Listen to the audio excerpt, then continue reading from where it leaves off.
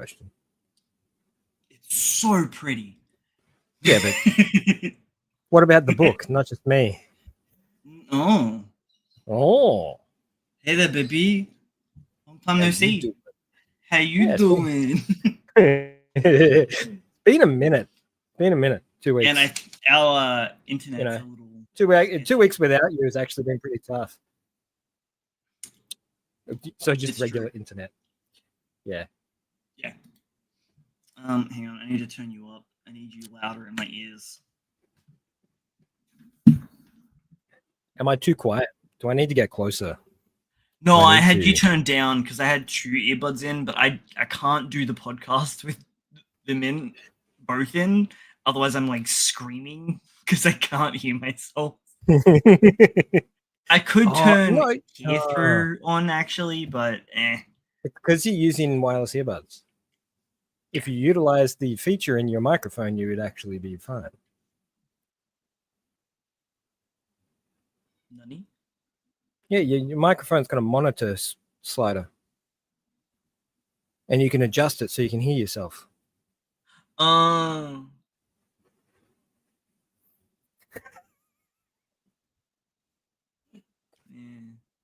Never looked. That's all right. It's fine. I'm not. It's fine. I'm not a smart man. Famous last words. Welcome to episode 120 of Read This Way. We didn't actually discuss this, but this is probably going to be the last episode for the year. Just how it kind of falls. Unless, of course, you want to do New Year's Day or no, Eve, the 31st. Oh, Eve. Nah, nobody will be watching. Everybody will be out and about. Exactly. No point doing that. No. We'll be back on the 7th of Jan. Yeah, that sounds good. Yeah. So you semi-rested and back. Relatively. I mean, everything's kind of slows down around this time of year as well, news-wise.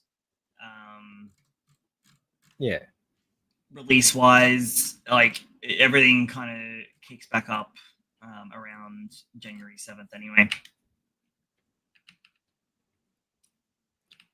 Did you get much reading done on your holiday? I didn't, actually. Man, it was one of those whirlwind holidays where I hit the ground running. Most days we were, by the time we got to bed, it was 11, and we were up at 7 in the morning the next day, packing the car to drive to the next place.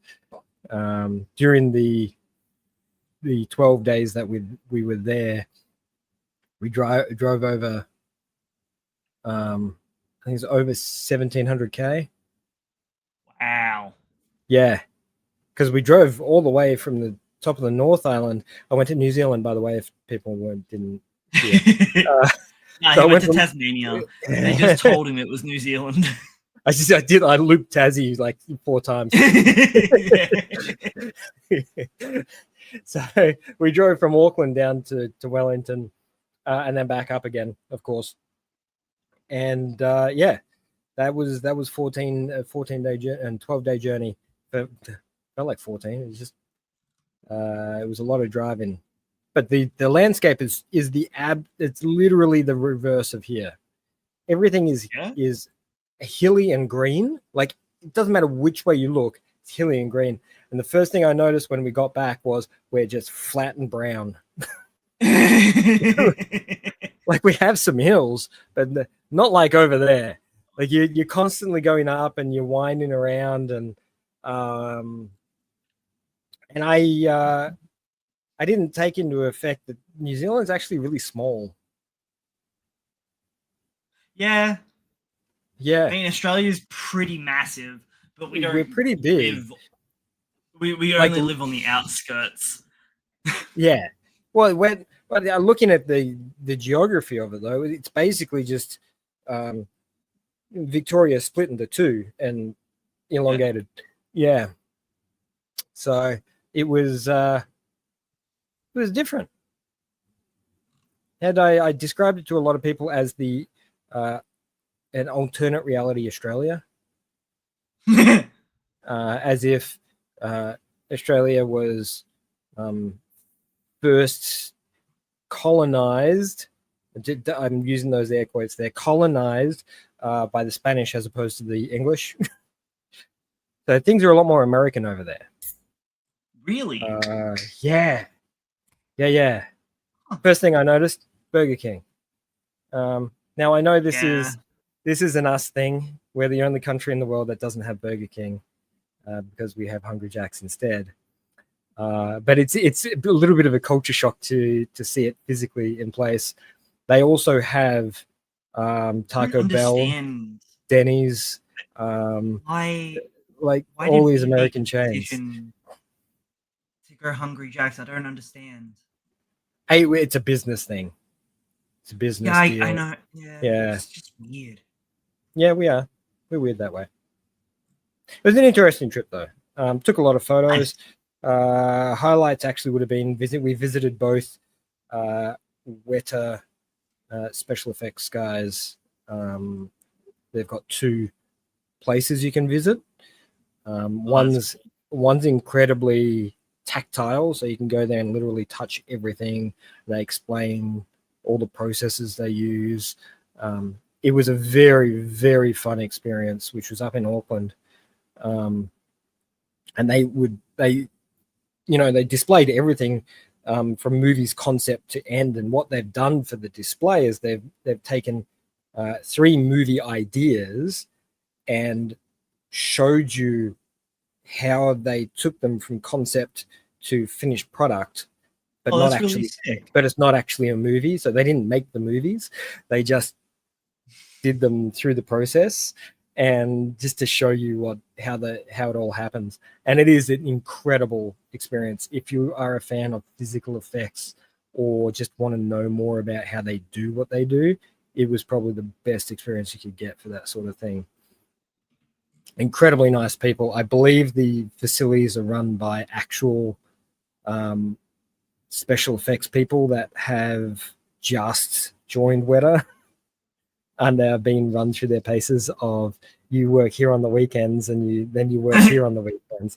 So the Auckland location is really just the show, and then the Wellington one is actually their studio, and the studio is where they actually manufacture everything and where they do all the actual proper work. So you can't touch anything. You can't take any photos because of rights and all that sort of stuff because they don't own anything that's in there. Yeah. But you get to see all the movie props that they've done in proper full life-size environment. And one of the highlights was seeing a full-size Chappie. Was nice. Oh, that'd be cool. Yeah, so the full proper every detail in him is just beautiful, really, really beautiful. And District 9 as well. All the stuff they did for District 9, which is all the guns and stuff they designed for them, and creature design. It was quite stunning. Yeah, but that was big highlights for me. So enough of my holiday. Let's get on to the news. Want to do news? There's a lot of it. You kept sending me shit, so I'm assuming there's a bit of stuff to go through. Yeah, I was getting some highlights ready, but I forgot about something equally as important. What? Was that setting up the screen? So is it? Yep, there we go.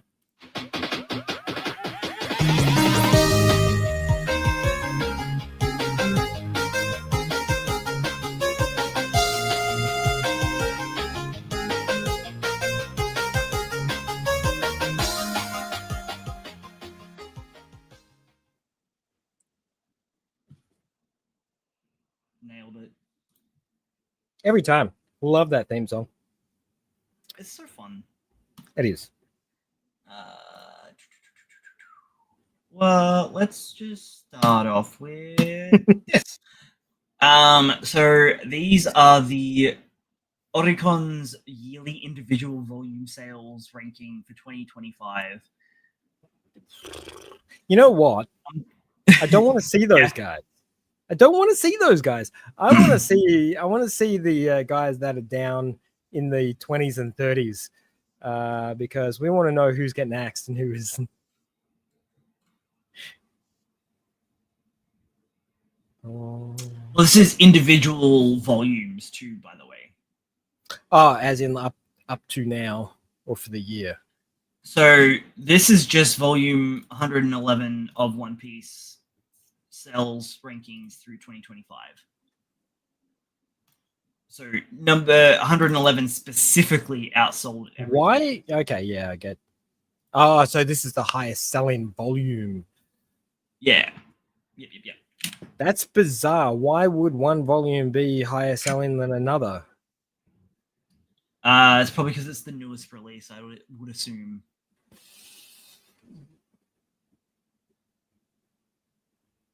Yeah. Okay. But and I would how many? But they release how many of they release? How many in a year though? Yeah, look, see, 111 is and then 112 and 113. So yeah, you can see that like the amount of time that it's had to. So the most recent is 113. Okay, now I'm seeing it. I'm seeing the trend now. Shit, though, there's not much difference between 111 and 112. There's not much difference between Jujutsu Kaisen and One Piece. Which is amazing because how long has it been since that finished? Yeah, 6 months, maybe 12 months. 12 months. Oh, really? Yeah. Well, because Modulo started a couple months after it finished. Yeah. That's why I was thinking maybe it's been 12. Like Kingdom's got 1, 2, 3, 4 volumes in the top 20, which we can celebrate now. Yes, we can finally read it. We can read it. I'm not going to, but we can read it. The sample, well, I don't know what I did with them. That I got for Kingdom and Kamudo. I have some things to talk about. The sample specifically for Kamudo, because I haven't got my hands on a copy of Kingdom yet. But from what I read of that sample that they released, it seemed pretty interesting. Very much like that samurai period piece, even though it's Three Kingdoms China, but it has that very like vagabond type of vibe. Okay.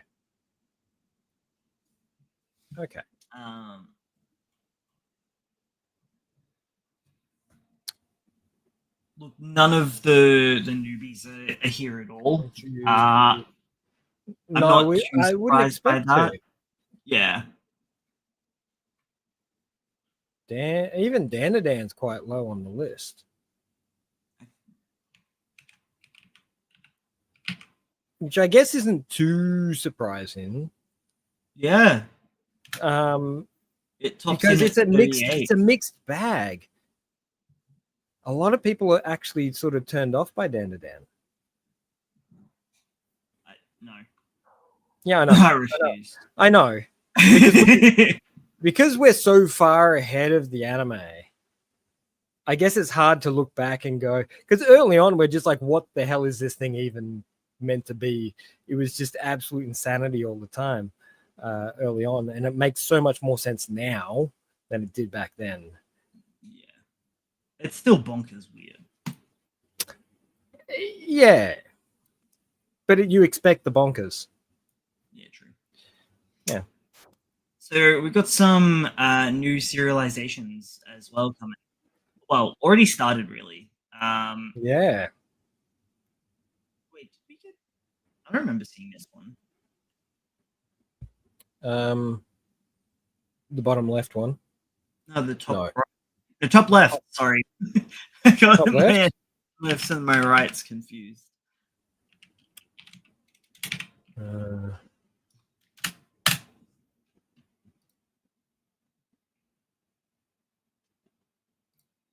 12th, 13th of the 12th.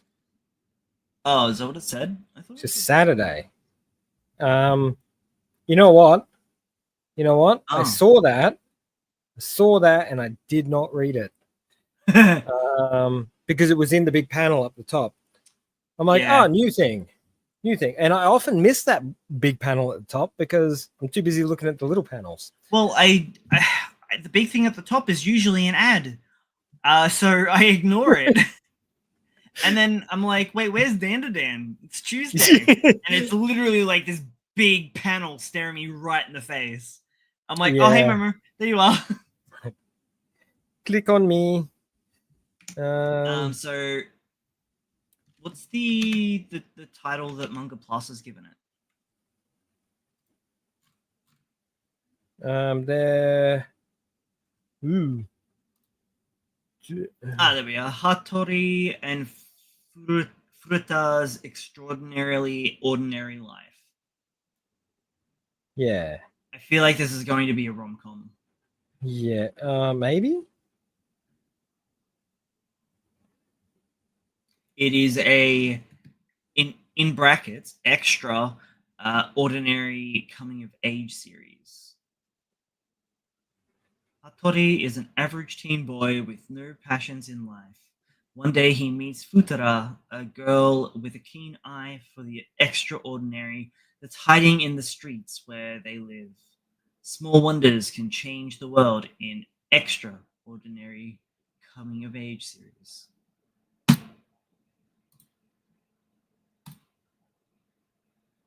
Oh, look, it's Santa Claus. And he's given her a sock. Is that meant to mean something, Logan? Yeah, look, it looks really sort of standard up until page. The art's nice. Like 30, halfway through, it starts to get a little bit weird. I think it's another one based on like urban myth stuff. Yeah, a little bug ego-ish. Oh, hey, it's a couple. Nah, nowhere near bug ego. Yeah, look, bug ego is like child's play compared to bug ego. Bonkers. Oh yeah.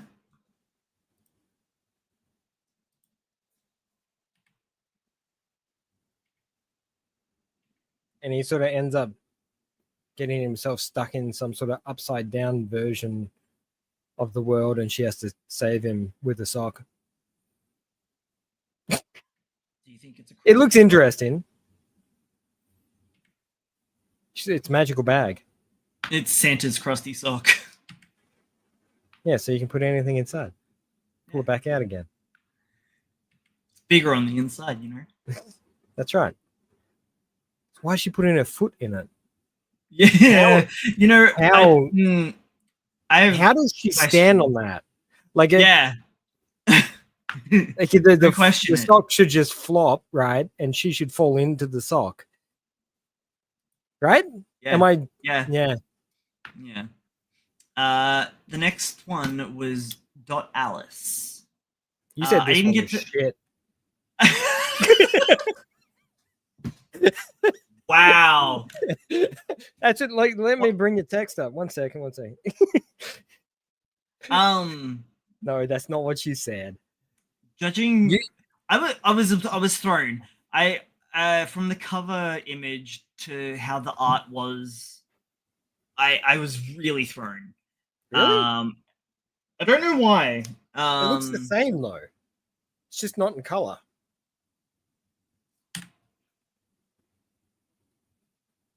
You think? Yeah. Well, the color does a lot for it. It does. There's a lot of work in it. That sketch is super loose as well. It's like a really loose Not a lot of detailed sketch. All the details in the color. Huh. I will believe you. You are the art man. Look, as I explained, I don't think the detail in the artwork was the focus for this series. Yeah. Like at all. I think No. The feel and the sensation of the environment is what it's all about. Yeah. Like I didn't hate it. It just really threw me. It feels mean, but it feels a little amateurish when it comes to the art. Or it does feel amateur. Yeah, it just feels mean to say it, that's all. It's relaxed. It's just relaxed is all it is. They're not trying overly hard to produce something outstanding. They're letting the words and the story talk more than the artwork, which it does. Like, it's a lot of fun. I know you didn't get all the way through this, did you? I did not. I got bored. No, you're right. You're okay. Well, no, it actually, I was reading it at work today, and it just got really busy. Yeah. And you forgot about it. Yeah. I think I got up to about here. It's a love story. It's basically a love story. Yeah. Oh wait, no, I got up to here. I do recall. Yeah. Yeah, where he finds out. So this is where he starts to find out more about it. Yeah. So you got up to the point where the story started. Yeah, pretty much. And it's a really relaxed, aloof, regular guy who is just trying to cruise through school, and a rich girl, essentially. Yeah. But not just a straight up regular rich girl, but like aristocratic rich girl, and she has like her whole life is basically planned and scheduled and all that sort of stuff. And he sees her as, or she sees him as the freedom that she's after. Yeah, her ideal. I kind of gathered it felt like it does feel like this is probably their first serialization. It's not. Is it not? No. This is a old mangaka, I believe. So there's a little notation on the very first page. So if you scooch all the way back to the front, no, not there. Next one, maybe the next one. Oh, but there. From oh no, it's new. Sorry. Yeah, no, it was the other thing was an early 2000s love story. Is the vibe that it's yeah. I thought that's what I remember reading. At Summer's End is what they did. Like it's not. I'm interested to see where it's going. At the moment, it's not doing anything for me. I don't know. This first page here makes it look like it's going to be a harem of some kind. I don't know. She could just be a toonie. I hope she's like it. Like a toonie. I feel like the MC, the guy, is not really interested at the moment, and he's just going to start attracting people of unique circumstances. Do you reckon he's the MC? It's called Dot Alice. It is called Dot Alice, and I don't know it's Dot Alice. I don't know. I don't understand why. At this moment in time, doesn't mean a lot. Maybe Dot Alice is in reference to Alice in Wonderland in some respect. Guess we'll find out. I will continue to read. You can leave that to me. I'll probably read it too. Well, no, actually, probably not. But I am reading Baraten still. I'm really vibing it. Feels like I'm reading a period piece horror. Drama. Yeah. But it is such a goddamn slow burn. Yeah, that thing bored the shit out of me. I'm sorry. Like, I really wanted to like it because I liked the concept and I liked the artwork. The artwork's really cool. But the actual just the slow burn and the day-to-day nature of and conversation that they go through is that's too much for me. I wanted to showcase it's this little like dude. if there was even if there were just quiet moments and people weren't talking, I'd be fine with that. It's just the amount of words that are on the page when nothing's happening. I actually really wanted to point out, where is he? Can you see these guys in the panel now? Yeah. I love them so much. They're classic stereotypical samurai. Yeah, here they are. Like, yeah. One's got the big lips, one's got the squinty eyes, and the guy in the background looks like an accountant. So it just kills me. He's the interpreter. Oh, okay. But yeah, so this is the current one that they're doing an exorcism on, and he's the illegitimate son to the shogunate. And at this stage, only heir to the shogunate. Well, he better get busy. Well, he's like, well, shit. We better get him unpossessed. Maybe. Oh man, that's too low. Nah, man, it's not low enough. Adjust your chair up. Can you go a little higher on your chair? I could, but then it gets in the way of my desk. Oh, and then knees hit the desk. Yeah. Sorry. There you go. So they basically are doing a dual exorcism. So I'm in my head, I saw this as like dueling banjos, but like dueling exorcists. So they're doing one from their religion and his religion. Yeah, just to be safe, because why not? He's still possessed, and they're off in a separate room, with the door cracked open. And then dude takes some acid. Yeah, then there's some pupils. It's like, hey, who are you? And so then it gets like a bit spooky. It gets like real hot and starts talking about like all the crucifixion. It's pretty cool. But yeah, pretty big slow burn still. And I think it's bi-weekly, so it feels even slower. It seems like, man, either he's chasing something that's infecting the country, or he's the one that's inflicting all these things happening. So, like, if all these demons are like referencing Christian the horror, information, atrocities. Yeah, you gotta ask the question.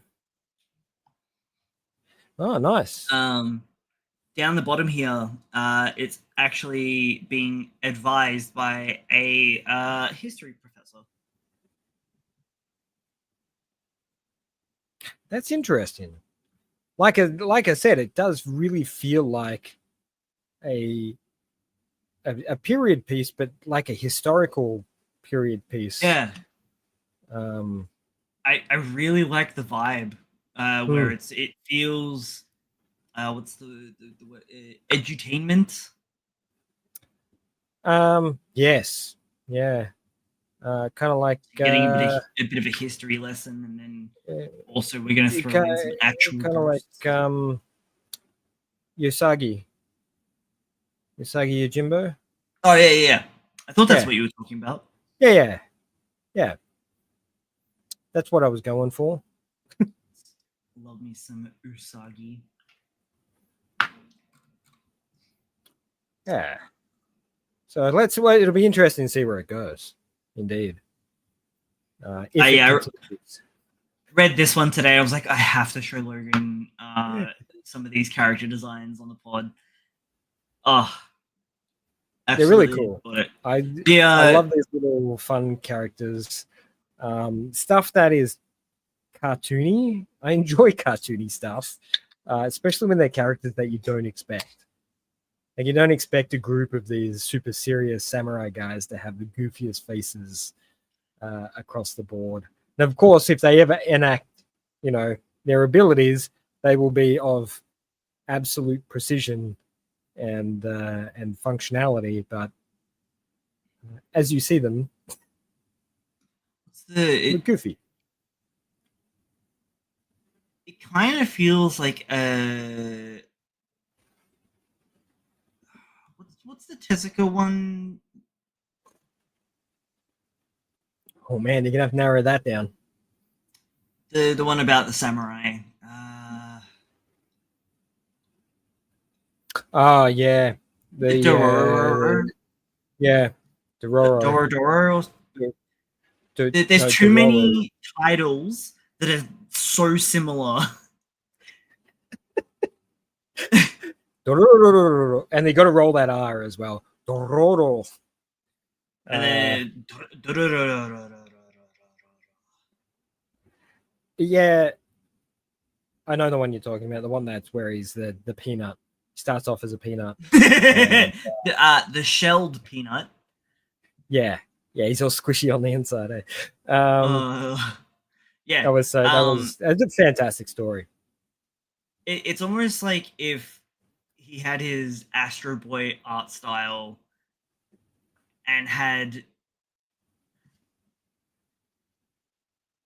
in that time, it is still kind of cute. Never mind.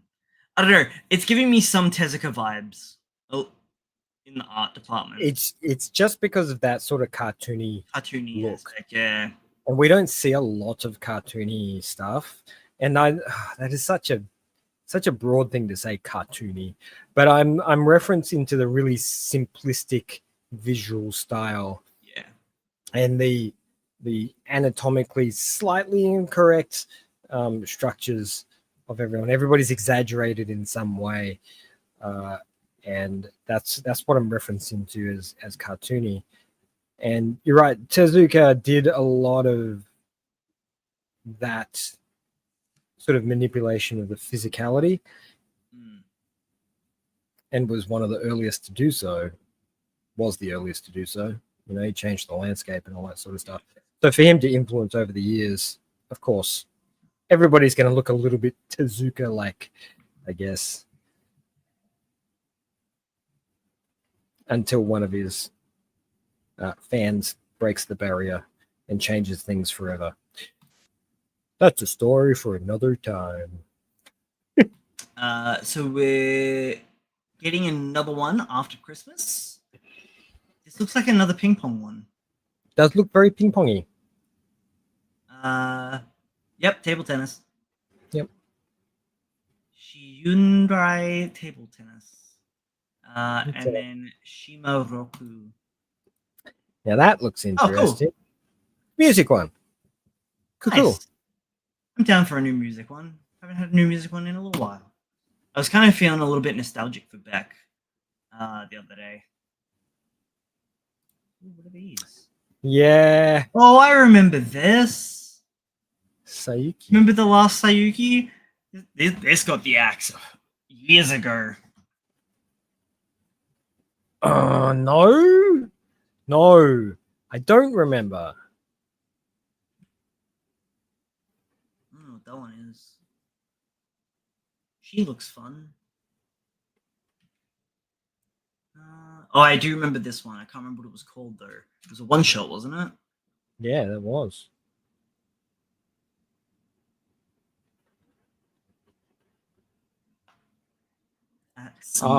Yeah. So I see. There's two new titles coming. What?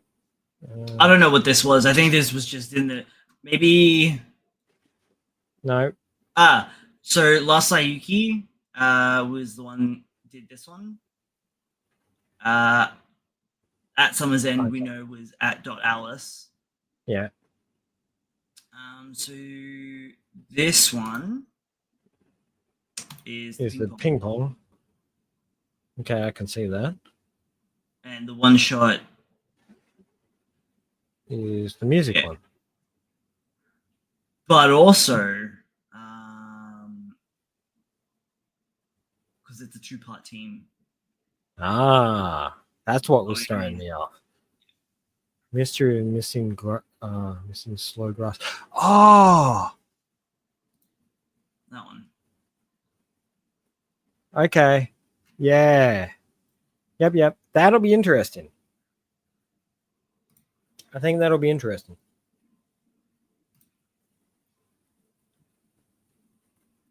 I'm feeling it's going to be very psychological. How do you feel about them doing a adaptation, specifically live action, of this already?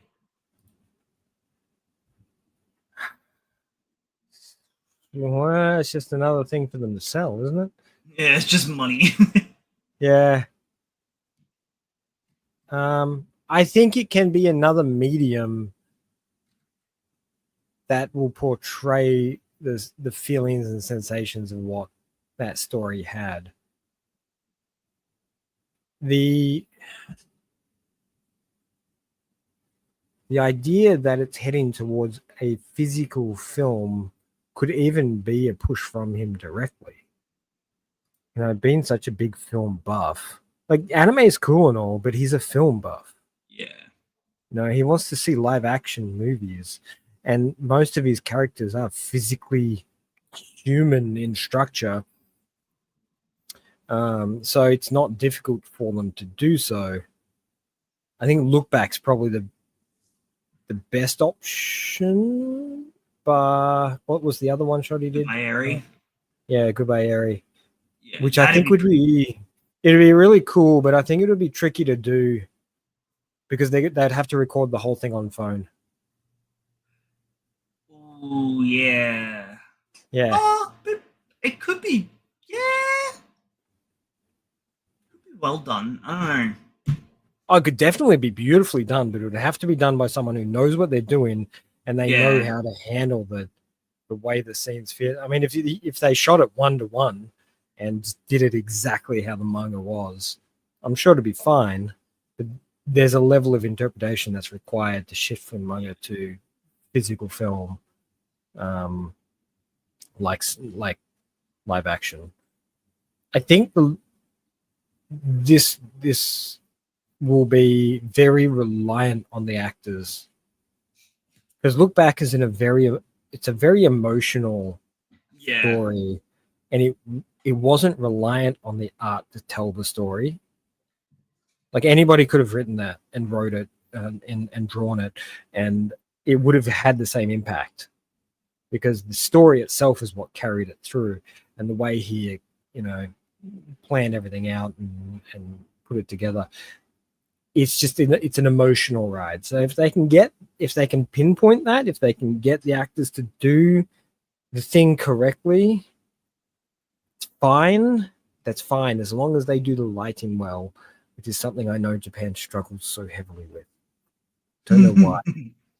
Every time I watch a Japanese movie, I love Japanese movies, but every time I watch them, I'm just like, that lighting's just not. They just can't do lighting very well. I don't know. It's not a focus for the cinematographers. They just don't seem to focus on it. And from that image, it looks like they've done a very good job. Those table lamps, just they highlight the characters. Everything's lit, everything's in focus, and there's depth to it, but it's about those two characters because those lamps are there. It's lit correctly, it's placed correctly. I'm optimistic. I think it'll be good. Crap, I have it lined up. Damn it. Hold on. Uno momento. same question, but different property. Oh, crap. What did I do with the? There it is. Same question. Can you ask me the next one? Sakamoto Days live action. Next question, please. 2-part film. Next question. First film will be screening in theaters during Golden Week, so about May. They can't do it because it won't feel right. I don't know why this would be so difficult to transcribe to live action cinema, because everything in the series is based around live action cinema. The difference is the level of skill that the killers have is supernatural. It's the only way to explain it. Like, their physical abilities are completely supernatural, and to do that without making it look gimmicky and shit is going to be near impossible. The cheese factor is gonna. I hope it's gonna be more John Wick than cheese, but I feel like it's gonna be more cheese. It's gonna be 100% cheese, and it's gonna be goofy, and it's gonna lean very heavily into the comedy of the first 20 chapters, 30 chapters, before things got serious. Holy shit! The most recent chapters. Oh, I'm loving that series so much still. Celebrating the 5th anniversary of Sakamoto Days with all these announcements with the live action. They also had this in issue, because I think we've already got issue 2 of 2026 Shonen Jumps rolled out, and it comes with a diecast cut out foldable gun. Oh, come on, guys! That's a little extreme. Little extreme. Stickers, a pole, papercraft gun. There's an interview and an illustration with Takahiko, and a collaboration with me and Roberto, which is, this is also the cover. When are they going to start translating this shit over to English? I know. Or Spanish, or something else other than just straight Japanese. Surely enough, by now they realized the scale of their market. And people want to just consume everything. I can honestly see these two hanging out without an issue. I really can. Those arms. Sakamoto is such a goofy story, and the characters are so ridiculous. It's him and Robico's mangaka, I feel like they get along pretty well. Yeah.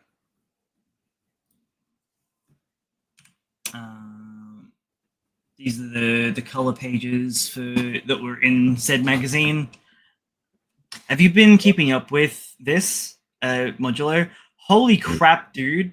He hates his characters. Dude is just killing people off left, right, and center, making people fight when they don't need to, giving people tumors because reasons. He's chasing the shock. That's a little bit of a shame. His whole gimmick is. It doesn't feel like it. It feels quite natural, but yeah, if you boil down all that shit feels natural. Doesn't feel forced at all. Doesn't feel like a soap opera at all. It does. I mean, it's always kind of been a soap opera, right? Just with punching as well. Yeah, but I've never really been a huge fan of Jujutsu, so I know. it's just I honestly kind of fuck with this more than I did the main series. Yeah. This always happens. It feels more tight. Every time they do a spin-off series, it divides the population. You're either a fan of one or the other. Was it shit? Yeah. It's vigilantes again, isn't it? Oh, fuck, I love vigilantes. Yeah. Well, kind of. Vigilantes, at least, is completely separate mangakas. This is still Gege writing the series. Yeah. Regardless, it's the same series, the same universe. Honestly, it doesn't really. It doesn't, like, it's so far in the future that it doesn't really feel like it is. So, did they do anything that's similar to Jujutsu Kaisen? Like, what is the connection? So besides them name dropping. So the aliens use a type of cursed energy similar to what's going on in Japan. Not entirely sure. It's not exactly the same. Honestly, look, the whole premise is literally just refugees and like immigration, fucking people not communicating properly, and then shit breaking down. So it's a variation of Dragon Ball Z versus Dragon Ball.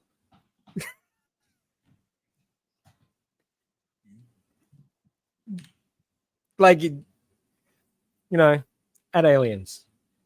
No, it just feels a lot more of like a tight, contained story. I'm enjoying it a lot more, but it's probably because it is designed to be a short form, little self-contained. Not just that, but, man, if he hadn't progressed at being able to write better stories with better, conclusions and resolutions built into it and better structure of story, I think he'd be in trouble. Like, yeah. For as much as people love Jujutsu, it felt like it just didn't know where it was going a lot of the time.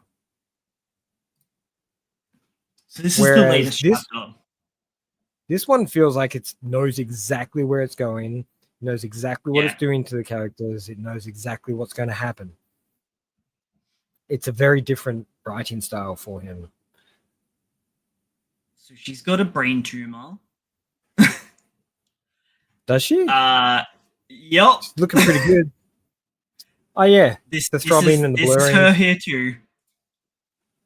Wait, so this blurry vision and headaches is a part of tumor? What'd you say? Blurry vision and headaches are a part of having a tumor. We should go get it's a brain tumor, so. We got this really cool. Oh, that is nice. So that is really nice. Everything's broken down now, and everyone's turned to fighting again. So JJ Sorcerers, the brother and sister, versus the main character of the alien side of it, and their Sakuna, or thing that basically dwarfs Sakuna. Allegedly. This was so rough. So a lot of this is her reminiscing on the fact that she knows she's going to go die, because she's basically going to go fight a god level threat. Plus she's got brain cancer, so regardless of what happens, doesn't matter. So she's going into this fight with suicidal tendencies. Essentially, yeah. And so she's reminiscing about her relationship with her brother. And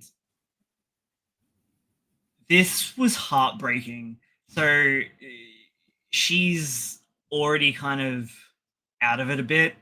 her vision's kind of fucked up here, and she mistakes the other guy as her brother, and it fucking breaks him. She's like just being like, "Oh, I told you shouldn't have bothered like coming." And meanwhile, her brother's off fighting some other dude to the death, and her care is just like, "Oh, oh." What's he meant to do? Yeah, right. And then we get some other really cool shots here. This is like a character from the original series who was about this old. So to give you an idea of the time lapse.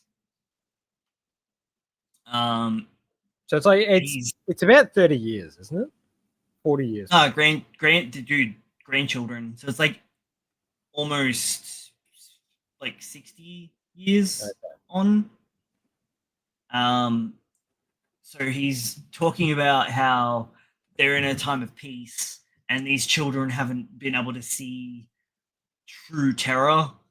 And I assume it has something to do with awakening some curse jutsu or some bullshit. But it feels really ick the way that it's being portrayed. Yeah, like that image alone is just telling me that something's not right. Yeah. And then we get this cool little scene. So this is the plane above, right? She's in a wheelchair. And then they just drop her. Yeah. Okay. My concern is that wheelchair broke apart. Okay, so it's not going to fall on someone's house. Yeah, no, it was intentional. Cool. Yeah. Okay. Like, how cool is that spread?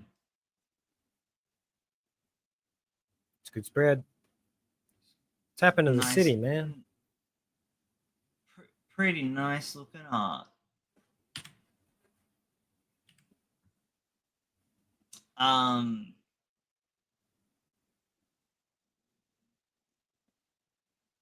Interestingly enough, we don't know exactly what his curse techniques are because it's apparently something that humans can't comprehend. Struck out for for reasons. Breaks the panel. This would imply that it's probably something we know, which is why I think it's pure hatred. So this thing's gimmick as well is that it adapts. Pretty what? Sure. What? Oh, so like if you don't outright kill it in one hit, it'll adapt to your attacks. So you need to just burn it. You need to incinerate it to the ground. Like, yeah, but do it like real quick because otherwise it'll adapt to being incinerated.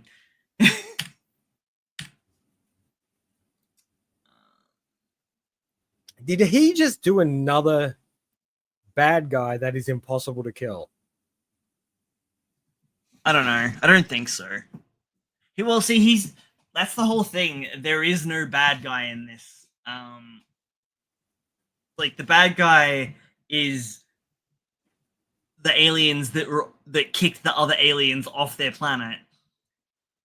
At the moment, it's just people being scared and doing stupid shit and then jumping to violence as a response. Wow, if that's not a reflection or a commentary on the current situation on this planet Earth of ours. Yeah. Which is probably why I'm vibing it so much, because it feels so fucking political and well written, and like he has something to say with this. It's not just cool fights. Nice. That's good. I mean, I'm happy he's got something actually to represent this time around. Yeah. It's good. I love it. I'm happy that it's doing well. I'm not being a negative Nancy just because I don't read his work. Oh, I know. It doesn't mean I don't love it. I love what he does and the conflict that he brings with his work. I just find his script writing and lore construction to be too over the top for me. Which I know you love. You love complex lore, and that's your whole game, man. You love that shit. Which is another reason why you probably love Chojin as well. Did you read this week's? I did. What is going on? I forgot all about that fucking plot thread, to be honest. What is going on? So much is happening all at once. And I'm just like, no. I thought we had done the conclusion. No, man, that was part one. That was just like that's the prologue. We just got the prologue. Honestly, I don't know what the fuck's going on anymore. I forgot about the plot thread, so it sidelined me that way. And then I was like, oh yeah. What the fuck is going on? And now I don't know if Azuma is real at all. Does he have multiple personalities? I think he's real, but I think he's not a person. He's a biological weapon that was grown, I assume. Well, according to the documentation, yes. But then, how does him and Tokyo injecting themselves with the Chonin beast virus at the start, how does that reflect on him at all? Because he was already a born-bred Chojin. Did that just activate his dormant cells? Is that... What if he was born and bred to be a specialized Chojin, but never activated to be a Chojin? What it kind of... The whole circumstance of what happened was meant to hit him and not the other one at the same time. It was only meant to hit him. And because they both did it, things went askew. There's just so much going on, and I would love to see his corkboard. I really would. No, because this was fucking brutal. Oh, it was so rough. So rough. Watching him pull out half a body and then find the remains of... And not even like identification. This was the really heartbreaking part. It wasn't even identification they found. It was a memento of the character that they were attached to. It was just, and then the doubles red panel of all the destruction. I'm just like, this is just stunning. Absolutely stunning. Ishida is just as bad to his characters as fucking Gege is. Yeah. Fucking evil authors. He doesn't hesitate. Does not hesitate in killing people. I knew he was going to have to be dead for like the sake of the story, but I was hoping for Tokyo's sake he wasn't. Just huffing copium, being like, nah, he'll be fine. He needs a win. Bro just got axed by a freaking building. A plane, sorry. Got axed by a plane. And then this whole scene is just... This thing did my head in. I was just trying to keep track of what was actually happening. It was so hard to... I had to reread it like multiple times. Yeah, I went through it a couple of times. I'm just like, wait, what? No, the family's there, right? And then it cuts to a scene to him eating the dinner, but then he goes down upstairs and there's like a whole room of documentation about what's happened to him. And he's like, yeah, thank God I kept this. It's like, what's happening? It's almost like there's two different people. But so the specimen name is also the one that's recording. I think that's not split personality. We've just been seeing the Azuma that he's shown to everyone else. We haven't actually seen Azuma just by himself in his house. And we've got to remember there's a time skip somewhere in here. So maybe at some point he's realized this and he's collected all this data and we've missed that component of him realizing. That's the face because of I don't know. It's so hard to work out. But there seems to be such a dramatic shift in the Azuma oh, whoa, that was weird. The Azuma that's experiencing this to this Azuma when the family disappears. And when he starts, going upstairs in here, and he's talking about, I have his soul. None of this. It feels like it's a separate entity. Because he's kind of talking about himself in the third person. There's a lot to go through. So much to go through, and we're not going to see any more information about this for the next 20 chapters. Motherfucker's just going to leave us in the dark. Surveillancing Tokyo. Yeah. Then there's the Trojan cells, or the super cells, introduced to the subject's body. So I'm wondering if that's when him and Tokyo injected themselves. Would you explain why he didn't turn into a Trojan right away? Because he was already a Trojan. Yeah, and he didn't inherit any of the beast powers. But he did, because that was part of the thing, was that if What's-Her-Face died without anyone inheriting the mark, that Azuma and Tokyo were going to die. So that side of it, I don't know. I'm confused. But that was just speculation. We've got to remember that reality was fucked with at this point as well. Like, proper screwed around. We don't know what kind of reality we've ended up on. No, that wasn't real. Reality didn't actually no, the New Age didn't actually bend reality. Because that was all a self-contained reality inside. It was, I believe. Yeah, this is the thing. They didn't actually say that, though. They said he was trying to manipulate time in order to make things right for himself. Oh, wait. Oh, I didn't finish this chapter. Oh, shit. No, I didn't. I didn't finish this chapter. Okay, get out of that. Get out of that. I think that Azuma stuff at the start really threw me. And I was just like, oh, I got to shut this down and think about this for a minute. Yep. Okay, I got to come back to this. Oh, did you not finish it either? No. Like you, I put it down after the Azuma stuff, and I was just like, wait a minute, what's going on?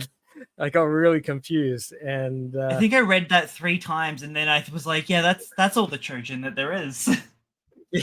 I've read 60 pages because you just read 30 pages like 3 times and then called it 60 pages.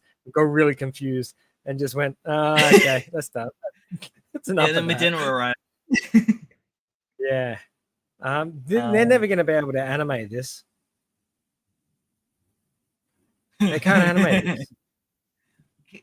It's been long enough. They can't do this. The Trojan X is too big. Ajin did it. Oh, you mean? I thought you were talking about the planes. Oh no, I don't care about the planes. The planes I don't give a shit about. No, I was referring to the story is too complex, too nuanced, and too long for them to transcribe. And if they do try to transcribe it, it's never gonna have the same volume of what it is. It's too much for them to do. And the way it's paced and the way the characters roll out at the pace that they roll out, they can't be bringing up stuff in season 1 and then season 4 to connect to the stuff in season 1, because people would just be pissed. They can't do this. And if they do, it's just going to fall flat on its face. I mean, they didn't adapt Tokyo Ghoul very well, did they? No, and I never read the manga for that. And I'm kind of, after reading all this Trojan stuff, I'm actually pretty tempted to give it a read and have a look at It's it. really good. I never finished it. I really want to go back and finish it. I got like 10 volumes in, I think, because I was buying them. It's not a lot. They come in a box set. Yeah, but I got while they were being released, I was kind of grabbing them. Oh, and then Re is a different box set. Yeah, of course. It's like season 2 of the manga. Yeah. There was another Sakamoto Days thing. They did like a full live action ad. コミックス世界累計1500万部突破坂本頂点よりご愛顧大感謝祭開催週刊少年ジャンプ新年2号は坂本デイズの周年記念号鈴木優斗先生とスラムダンク井上武彦先生の対談決定僕とロボコとのコラボ漫画さらにベストバウト投票開催中 That's all the things that we were talking about. の武器がリアルなレプリカに各1名様にプレゼント10名様に結果発表イラストのデジタルカラーペントをプレゼント I assume they're selling merch. 外れても1000名様にはポストカードが当たる Yeah, looks very much like that. I'm actually a little surprised that they haven't done pop-up stores. Like they've made a contract with some of the small, like supermarket style stores that they have over there, and converting them into Sakamoto's stores just for promotional purposes would be fantastic. It would make a lot of more sense. Sakamoto. 2.5D Seduction will be actually concluding with an extra final chapter on the 20th of December. More boobs. That's what they're all about. Whoa, look at the thigh definition and the little overflow on the attention to detail, man. It is. It is. It's, you know, flesh does move. It does that. We got a key visual for season 2 of Vigilantes. Looking good. How much of Vigilantes did you watch at all? No, I need to get back to it. I've actually been really lax on anime, so I need to get back to watching some stuff. I actually disregarded like 90% of this season because it's still junk. So much rubbish. It really was. The only standouts were like Sander and the princess one. The one that slugs everybody? Yeah. That was a lot of fun. Like do you know what's really funny about that show? The dub is actually really, really, really good. Nice. Like it's fantastic. It's a lot of fun, and you can tell that the VAs have actually, you know, really delved into it and had a lot of fun with it. That's awesome. I need to actually go back and give that entire series a read. Yeah. Like the first 20 chapters, I read the first 20 chapters of it. Same. I'm just like, holy shit, this thing is brutal as hell. And I actually didn't think it would continue, and it has done so well. I thought it was going to be like short form sort of story, but it's going. It felt like that, but it just kept going and going and going. So, look, it's the Octo Girl, Spider-Man. Old news. That what's the go there? Oh, volume 4. Oh, okay. These are still ongoing. December volume covers for Jump Plus titles. Yattara! I said already, man. Such a good series.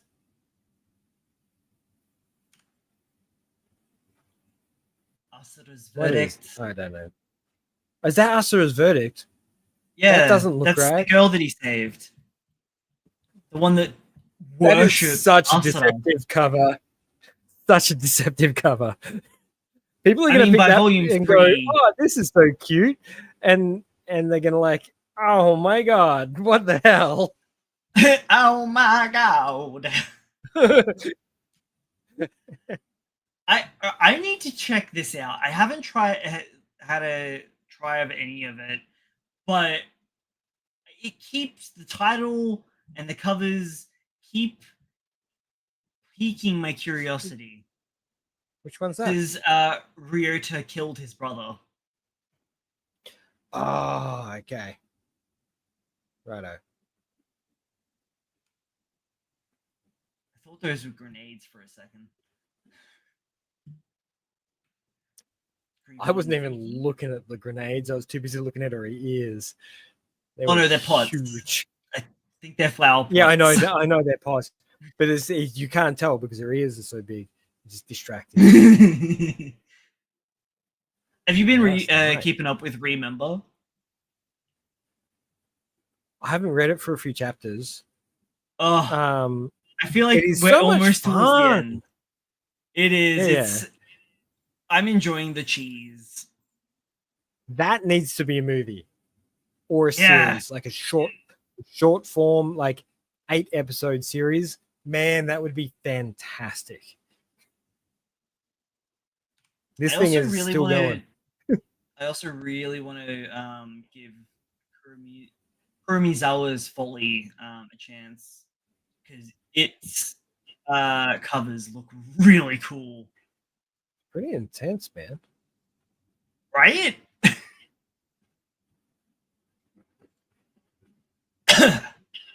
Oh. This was last colors. That's a Actually, little intriguing. which this chapter was that one.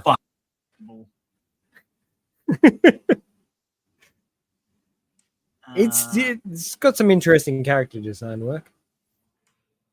It's very extra, and I'm here for it.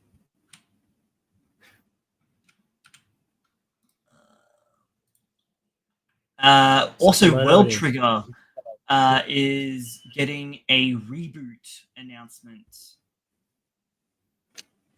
I hope they fix the pacing issues. That's all I can. That's all I can ask for. I would hope so.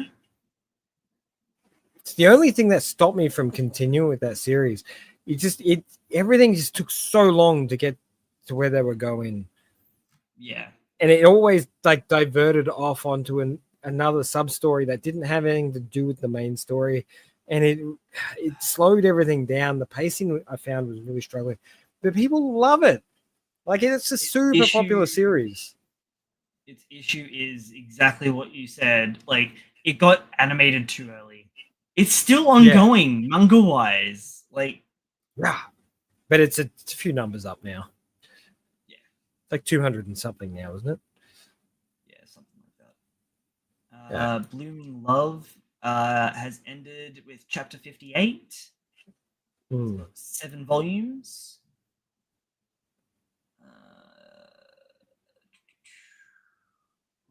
That doesn't look familiar. Kokushin wa Mao o Kurusu will be also ending with chapter 25. Kokushin wa Mao o I don't know what that is. Nah, I don't know either. I think that's one of the Jump Plus titles that you don't get. So is the reboot a manga reboot? No, anime.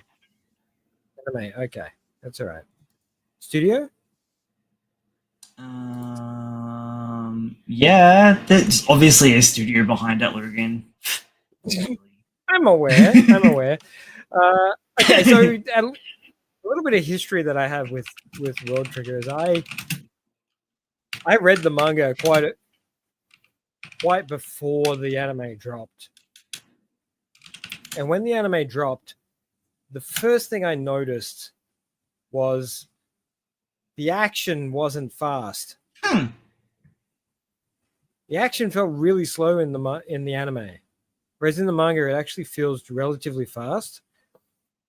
It might be still Trigger. I mean, not Trigger. Fuck. Toei.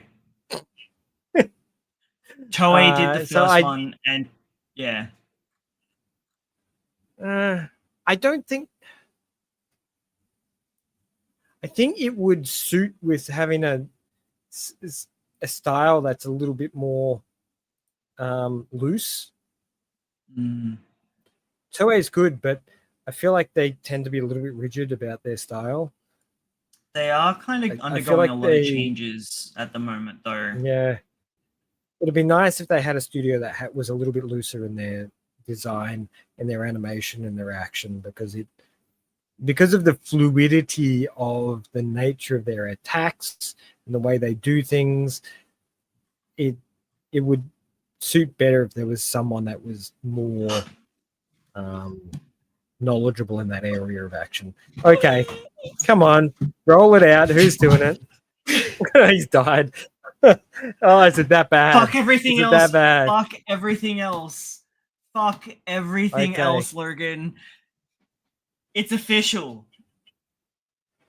We got it, baby. We fucking got it. I'm just gonna cover my mic for a second. Whoa! Holy shit. I know that we had nothing to do with this, but I know that the Siren community that's out there is responsible for this. Holy shit, this is going to be one of the most heartbreaking things that'll ever happen if they fuck this up. I seriously I will buy a ticket to fly over there just to petition that they don't screw this up. It's like 20 years in the making, man. Come on. This has got to happen. 3 days, we're going to get a teaser. Holy shit.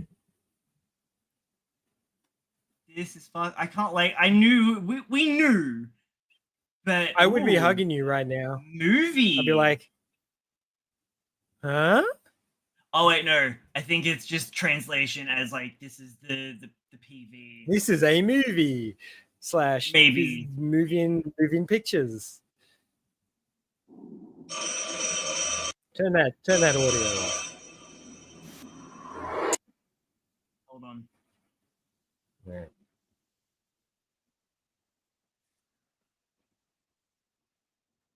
I would not even be upset if this was live action. I would not be.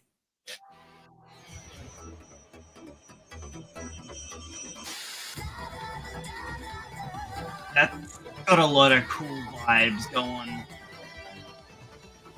It's got that cool 90s theme song going too.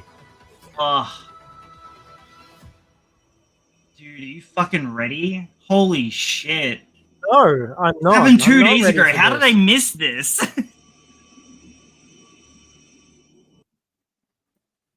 That's a really cool key visual too. This is the most underrated series of the past 30 years. It really is. Oh, that is so cool. So this is how I was like I was like scrolling up and I see this. Oh shit. And I'm like, I know what that is. No fucking way. And I scroll up a little bit more. I'm like, holy shit. It is. That was worthy falling off the chair for. Satellite. Satellite? Fucking. Oh. No. Can we delete that somehow? Satellite. I said satellite. It's just because of the resolution on the screen. It sort of broke the two words up and I couldn't, like, my brain just disconnected. Okay, come on. Give us the rundown. What have they done? I'm not familiar with them. Agree.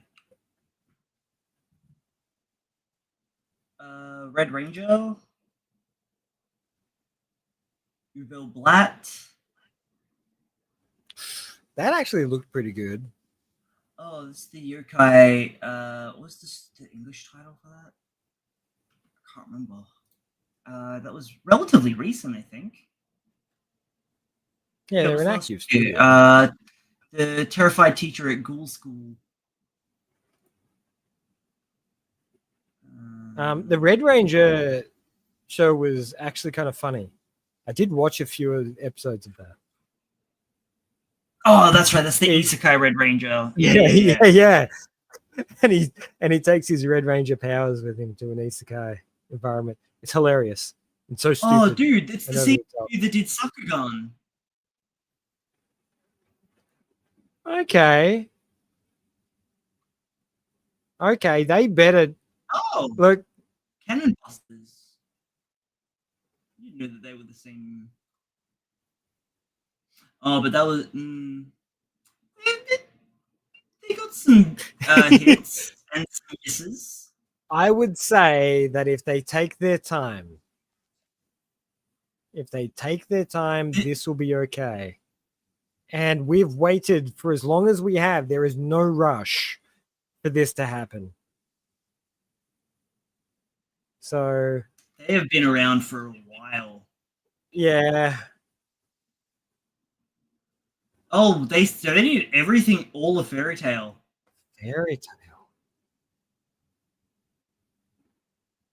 Macross. Okay. Holy crap. Yeah, they did a lot of them across.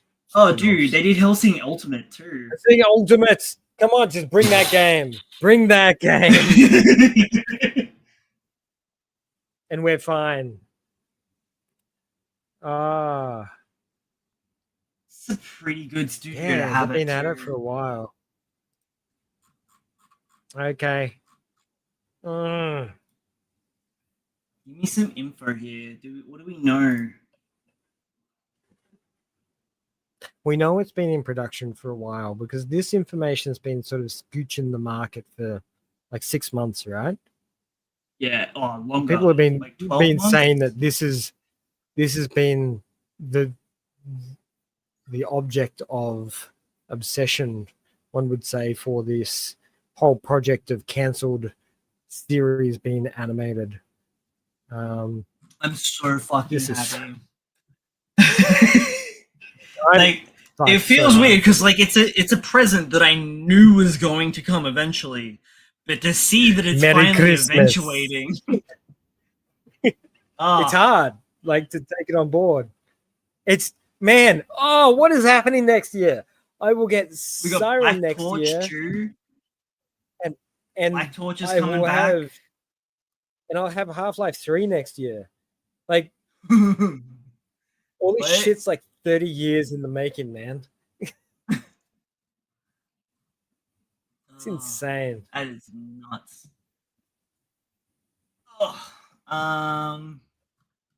Black Torch better come through really hard.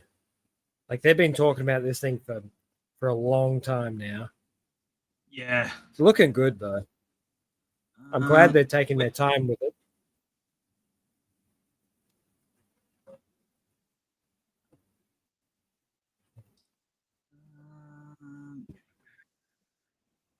I wonder if they've opted for the 24 episode format. Oh, I hope so. Those guys over at Gacha Akuda are really trying hard to get that format back.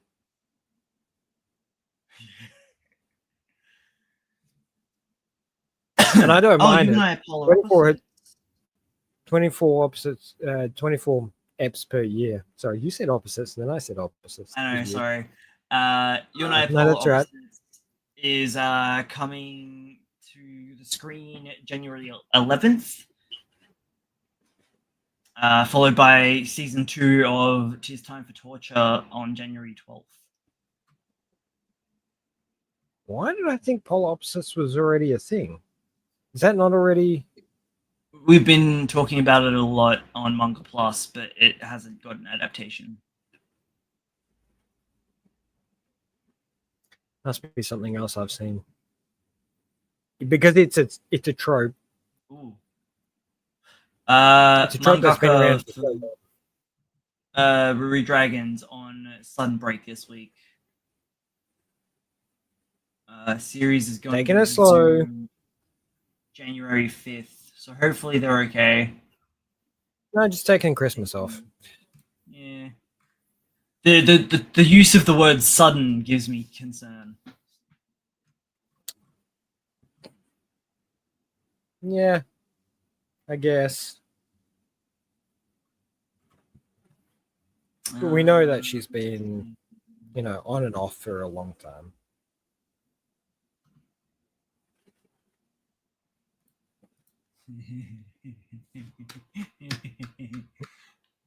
That's just eclipsed everything else that I could possibly expect right now. Oh, man. Oh, I hope it brings the early 2000s vibes so fucking hard. Like with the drip and everything. Oh, man. It's the cool thing. The 90s have finished now. The cool thing is the early 2000s. That's going to be the new fashion trend at the moment. All the kids are going to get stuck into that. Which is good for us because there's so much stuff in that time period.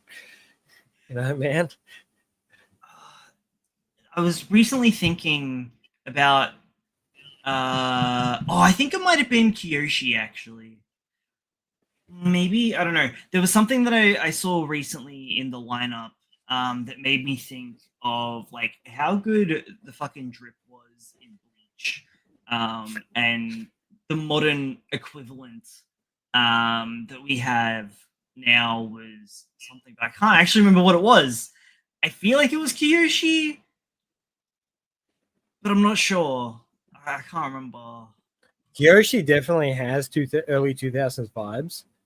Because seriously, you could pick that series up and slot it in between. Oh yeah, fucking Soul Eater and all of that stuff back then, and it would fit, right next to all of that sort of design period. Because there was a lot of visual design happening back then. They weren't just wearing regular clothes. Everybody was like designed to a T. They had a purpose. They had a visual allocation. Today is a lot more rudimentary in design, I guess. People, with the exception of a few series, compared to back then, anyway.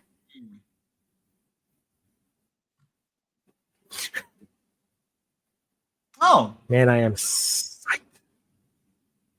Assassination Classroom has got a movie in the works. Destination Classroom. Wait, remind me of what's going on there. The series is concluded.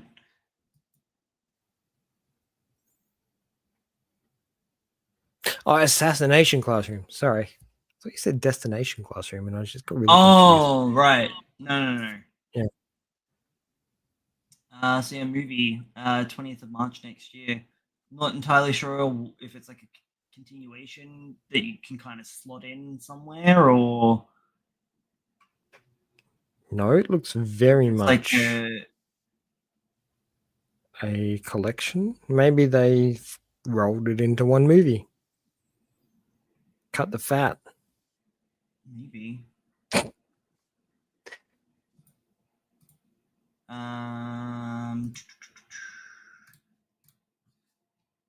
We got some. These are this week's covers. The one that I already showed you. Akane Banashi. What's that Looking one? Good. Actually? I don't know what that is.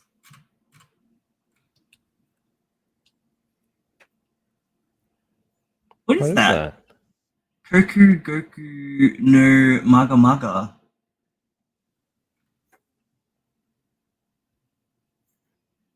That doesn't look familiar. Is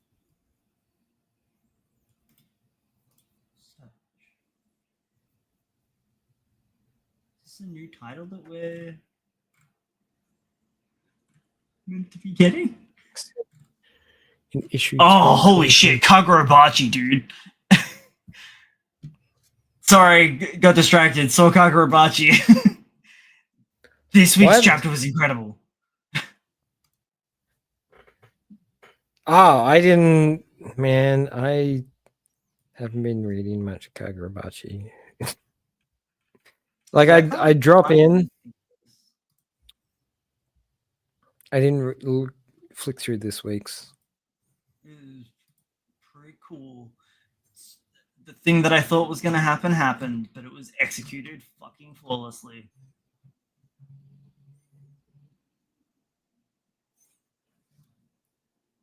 Yes! The best addition news to the Siren announcement is that it will be receiving a full series reprint to commemorate its upcoming TV anime. Oh, I can finally have the freaking physical copies. I again knew that this was going to happen, but I am so glad that we get confirmation. So hard to buy. It is so hard to get. That's so good. I'm buying that. I hope they release it in a box set. Yeah, that'd be sick. Bleach 1000-Year Blood War arc fourth call will be revealing a teaser trailer on December 21st, and that's going to be the final of Bleach. They finally get their conclusion to the anime. They finally get the end of the manga in anime form. Mad's getting a reprint as well of volumes 1 and 2. Series will be releasing volume 6 on January 5th. So maybe we'll be getting Mad at some point in 2026. Locally nice. Would be nice. I do love that series. Man, the latest chapter this week was bad. It was John got grumpy. John, yeah. Bro is just like, no, I'm going unhinged now. See you later. Time to lock in. Oh, you hurt my friends?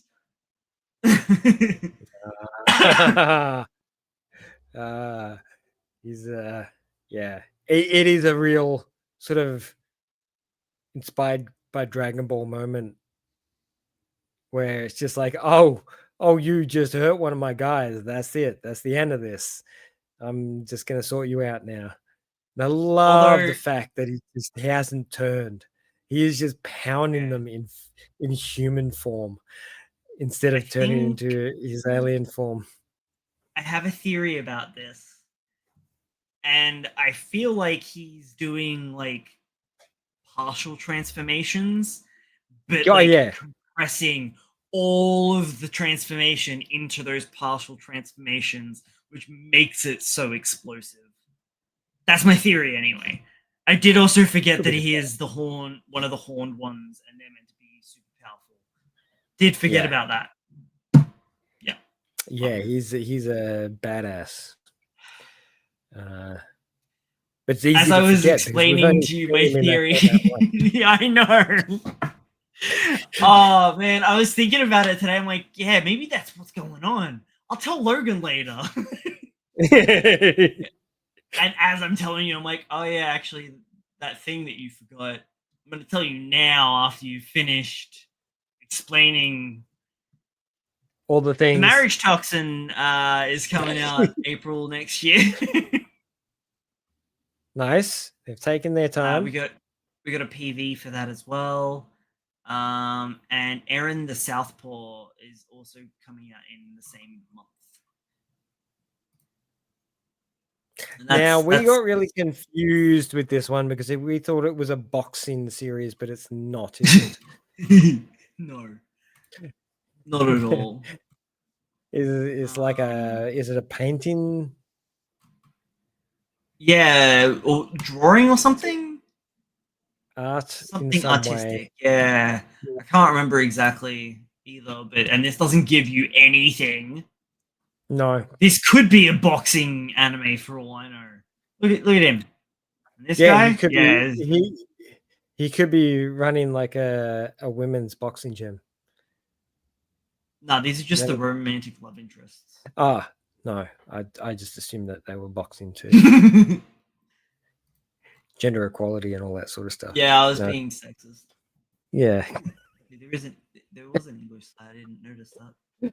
Also, just be warned when you do go to the Siren website, it's flagging for some reason. What? I don't know. Nord's a little. It was like, oh, I think this is a little sketchy. Oh, I could probably tell you right away.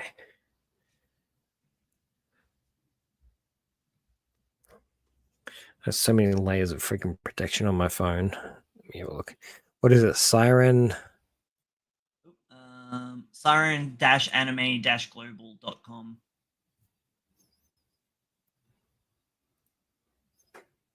Come up on my search. It's finally happening. Siren is getting an anime. I'm overjoyed that I can finally share this news with my parents and family, something I wasn't able to do 16 years ago.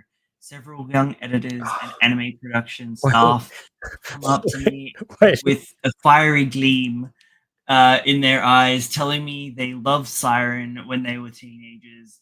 Knowing that those same people, now grown, are involved in bringing this anime to life fills me with nothing but gratitude and emotion.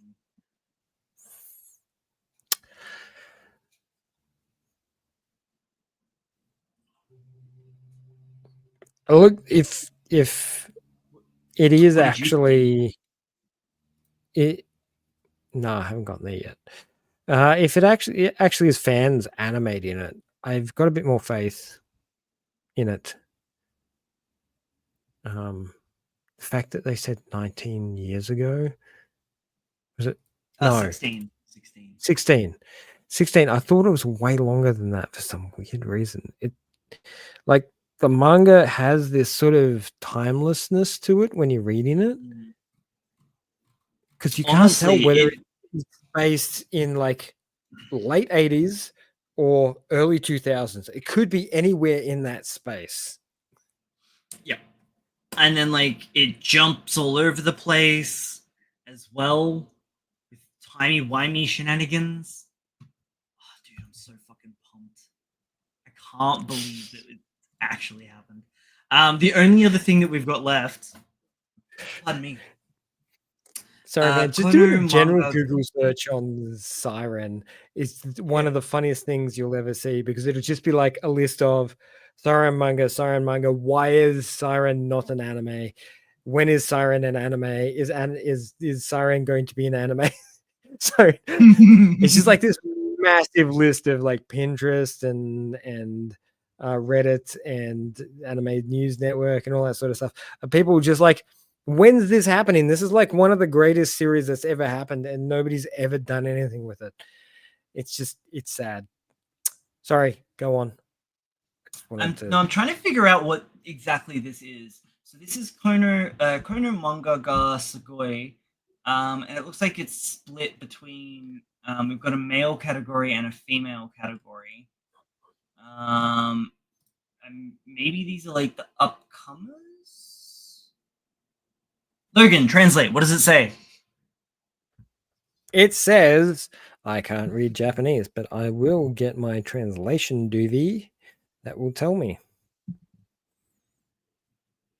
Wish I could. That'll make life so much easier.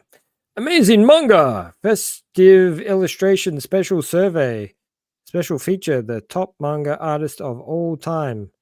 That doesn't seem right. Let me a little bit closer in here. A special interview with original illustrators. The more I sell books, the more I sell them. The more I sell books, the more I sell them. Excellent observation, Aoi Kojima. Seems to be some sort of 20th anniversary something. Seriously selected by manga fans all over Japan. Latest manga guide. It must be some sort of top-rated series at the moment, from what I can see.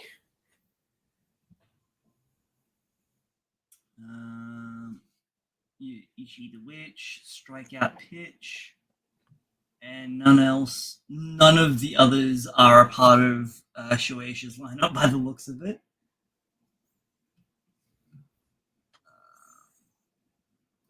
Just give me a second, because there's also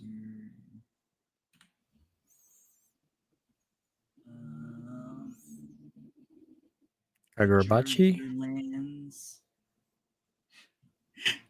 I'm sorry, that's what we're up to? We're up to calling it the JoJo Lands? I don't know what he's up to at the moment. The dude just does what he wants when he wants. He's at 40, and look what's at 22. Oh, dude, Maison is so good. That's cool. I'm glad that Maison's up there. Also, I feel like that's Maison's kind of like a. It's not going to be that far off getting.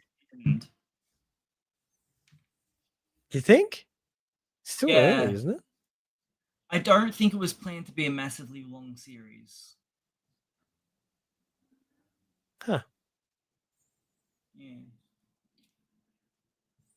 And the only one that's a female author in Jump looks like it's Aliens and Baseball and Civilization. So this is all this from all the series. So just go back to the male category again. I just want to see if there's a series that I'm reading at the moment in there, which I know it's not going to be, but I'll just double check anyway.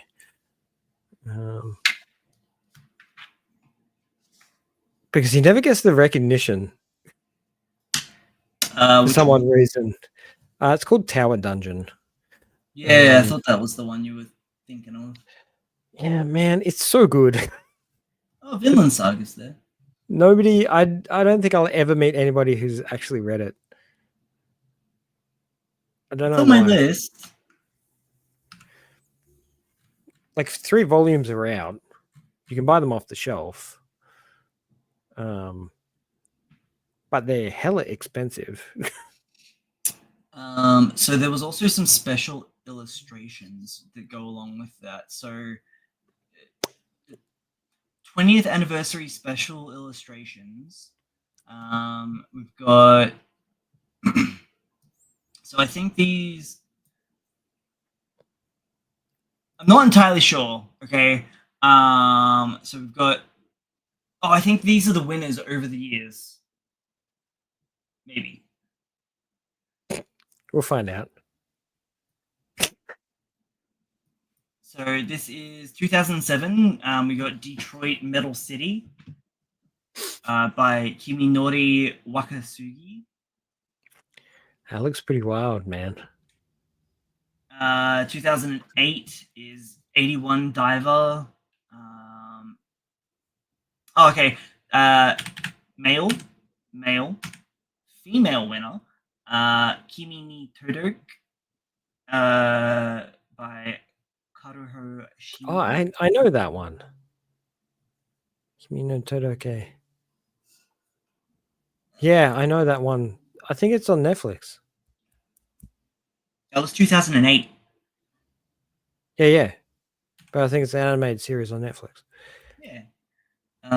Saint Young Men by Hikaru Nakamura. Oh, this is the one where Buddha and Jesus have an apartment together. Oh, yeah, it is too. Yeah. 2009 female was... Oh, this is Kids on the Slope. Oh, nice. I really like that series. It was good. 2010 was Bakuman. 2010 female was... the end of that series. Chihaya Furu. Name sounds familiar, but I'm not... It really does. From the illustration, it's hard to tell what it is. Blackjack. Yep. Tezuka.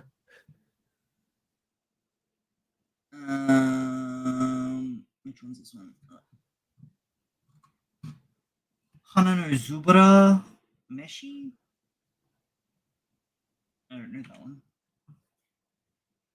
Terraformers. I never got around to reading Terraformers. Man, that thing is insane. Get down on that. It looked It is crazy. so ridiculous, and it is It so looked funny. redonkulous. Yeah, just watching guys trying to beat up on giant cockroaches is just on Mars. Sorry, let me just say it's like it's on the surface of Mars. They're fighting giant cockroaches. It is just mind-blowingly insane, and it's a lot of fun. It is just so much fun. My Love Story. Oh, I love that. Have you ever Assassination watched any of it, or I read any of haven't. it? No. Oh, it's really good. It's a lot of fun. I've seen bits and pieces. It's the one where he has the glad wrap to do the kissing. Yeah. So yeah, it's good. It's good shit. 2014 was Sayonara Sorcia? That's how it's pronounced. Yeah. Wotakoi? Silent voice? No, Wotakoi. Love is hard. Yeah, no. Otaku. One second. Oh, I bet. Oh. Sorry, I was trying to get a bit more juice out of it. Shape of a voice. Yeah, so that would have been what we classify as a silent voice. Oh, I was reading ahead. My bad. Yep, you're right. That's a silent voice. That's what the turkey. What did I say? Wotakoi. Yeah. Love is hard for an otaku. That's that one. My bad. Look at me pulling you up. That's what you're here for. That dude's nose. That is special. What is? I want to read that. What is that? Mr. Tonagawa, Middle Management Blues. That's what it looks like too. It's a 3-person team by the looks of it. Tensei Hagiwara, Tomohiro Hashimoto, and Tomoki Miyoshi. Looks like a gag. Neverland. Nice. Oh, dude! Heavenly Delusion. I need to catch up on that. I'm quite behind now, I believe. Still running? I think so.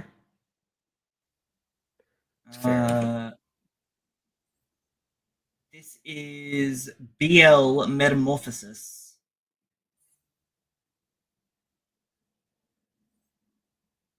I don't know what to take away from that. Boys a lover? That's what I assumed.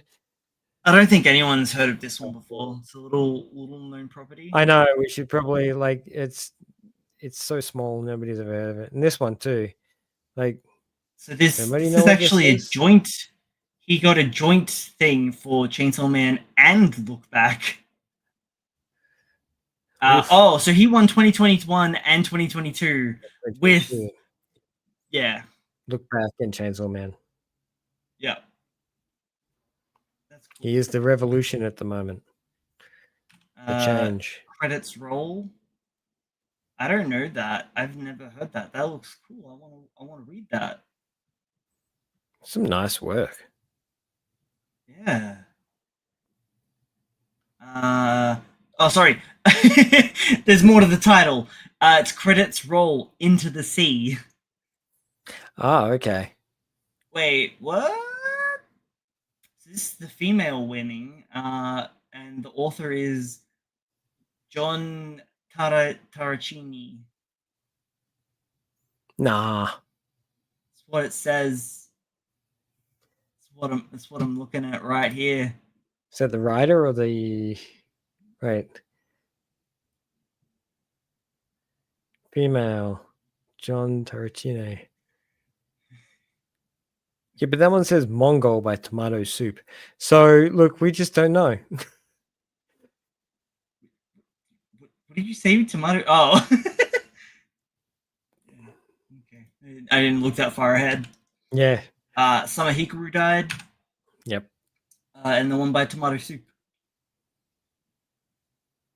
Yep. Cool. 2024's is Day of the Diamond. More baseball. They love it over there, man. I know, it's such a boring game. Seaside Space Heater. Oh, hang on. Again, there's... Oh, okay. That's why... This one doesn't actually... It technically has a subtitle. But it's the author's name and an anthology. So it's Seaside Space Heater, Oshiroi Kogani, anthology by Oshiroi Kogani. It's a lot of words, Walking with You. I kind of remember that. And that's it. That That's the winner of the male category. Why didn't it give us an illustration for the female category? Whatever. I don't care. It's not what we're about here. We don't do equality. It's not our job. Yuck.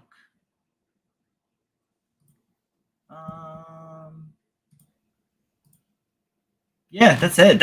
We caught up. Everything. Oh, I didn't get to. Almost forgot. The book. Read this shit. I really enjoyed it. It feels like an epic fantasy. Yeah. Like it's slow to kind of start. Like it is and isn't. The whole first chapter, main character's not even born. So yeah, it feels like the series. Sorry, I've read a little bit of it. I haven't got the book yet, but I did read a little bit in the in the Viz app. But it feels like that the book should have been the first 500 pages, not the first 100 pages. Like it shouldn't come in chunks. It should come in slabs. Because that's just the kind of format that it is. It's just big, and like the scope looks huge. Yeah. So you can't see me, but my hands are like spanning 2 meters wide, and I'm just like, this thing is massive, and it looks like it is setting up for a grand fantasy in its most wondrous and deliberate manner. So, and the artwork is just, it is really, really stunning. You can tell that this person has been working in the industry for a very long time, and so all of their staging is beautiful. Akira Himakawa is not one person. No, it is a pen name for a duo. That kind of makes sense because holy shit, that's a lot of work. Right? Pencil and Inca, maybe. And they've been writer. They've been at artist. this. They have been at this for as long as I've been alive. Yeah, they've been at it for a long time. They both go by pen names, so no one actually knows what their names are. Individually, they go by A Honda and S Nagano, but hang on, we have seen them. That could be one of a million people over there, and they are so cute. Hang on, let me. I found. I saw. Here they are. This is them. Oh, wow. Because it would have taken him so long to do all that Zelda stuff. Yeah. As well. So that's what they're known for, is primarily the Zelda stuff. However, they also did... so the bibliography starts back with Astro Boy. What? Yeah. So they did. That side swapped me a little bit. So this is the like I know they're a little right? bit older, but well, they've okay. been working together since 1991. 90s. Yeah, okay. Yeah. This one there's no information on. I couldn't find anything. Same with this one. And Kamudo is also pretty new, so it doesn't have anything on it. But along with the Zelda series, which we know. Yeah.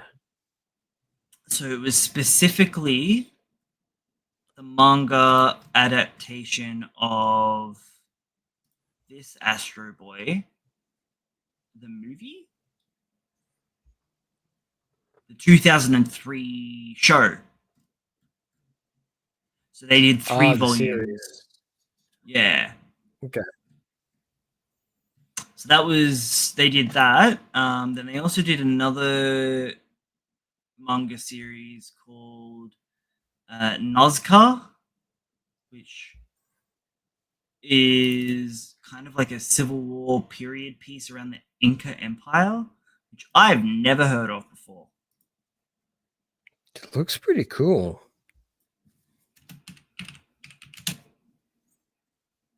But I want to read it because it looks pretty cool. It's giving those same early 2000 vibes, yeah? Yeah. As the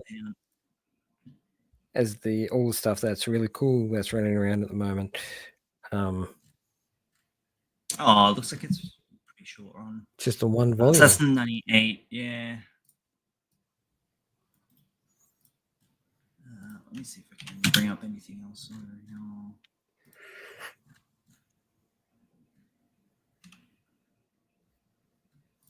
Oops. Why did I do that? Because you could.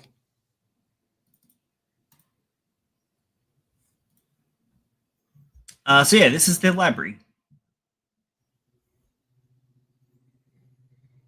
They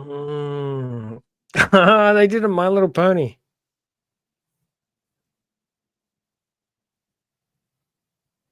Wow. Ooh, this looks cool. I want to read that.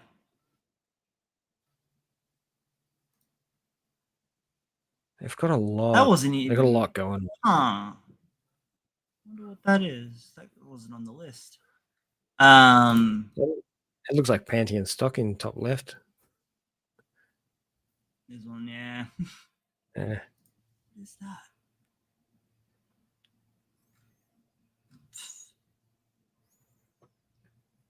That looks really cool. I like that. Yeah. So this is massively cut up. So because read the sample, I thought it was like pretty like the pacing's pretty fast, but it's literally chopped up from like the middle of the book. Like it does start with the big swirl of that they're talking about here. Yeah, there's like 40 pages of lore. Yeah.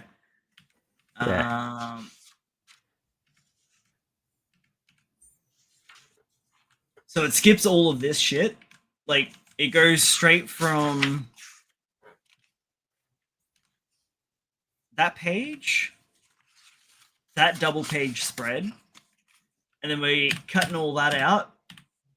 Then that double page spread, and then pretty much jumps all the way to the end of the book. To him being in the tree falling out, which is pretty much the start of chapter 2, which is, like you said, nearly 50 pages in. Yeah. I feel like this is going to be a long and wonderful journey. And then when I read the actual, the tank, so it's like it's got 3 chapters. That's how it's cut up. not like I've noticed on the digital. Yeah. Yeah, the digital's chopped up into quite small pieces. But it is 0.1, God. you may have noticed. Yeah, I did. 1.1, that's 1.2. Found a Trojan. So I'm about 2 point. If we go on to the digitals, I think I'm about 2.3. So I'm about halfway through the book. I didn't quite finish it. I skimmed the bits that I didn't, and man, just the feel of the book. It's got like such a nice matte finish. Oh. You can't really tell. It looks amazing. It's got that like nice little gloss bit. It's got spot gloss, yeah? Yeah. And the rest of it's like a real nice matte finish, and it feels so nice in your hands. Something I love about spot gloss materials. It's really just nice. It looks fantastic, yeah. When the whole thing's gloss, it just looks cheap. But when you have spot gloss, it just looks amazing. It elevates it. It's wild. Well, there's a sense of care because you know that the graphic designers had to go in and actually manually input the locations for the spot gloss. There is a level of detail in there that people are unaware of or don't appreciate to that extent. Yeah. Book nerds, hey. Yeah.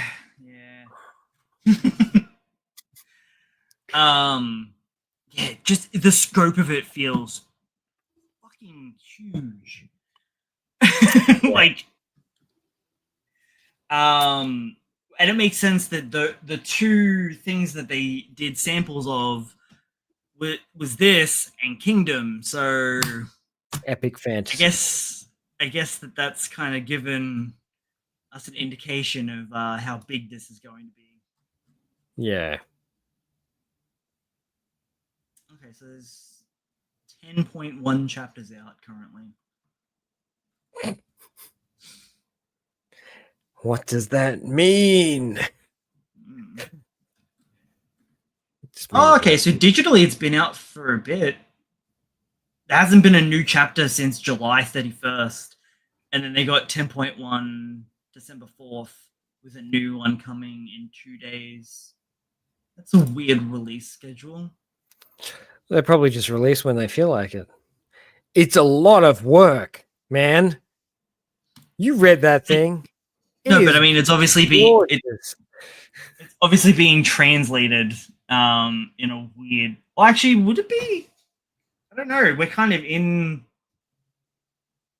most of Shueisha stuff gets simul translated, but I don't think a lot of the Viz Media stuff does. The Viz Signature stuff. They usually take a bit longer to come through.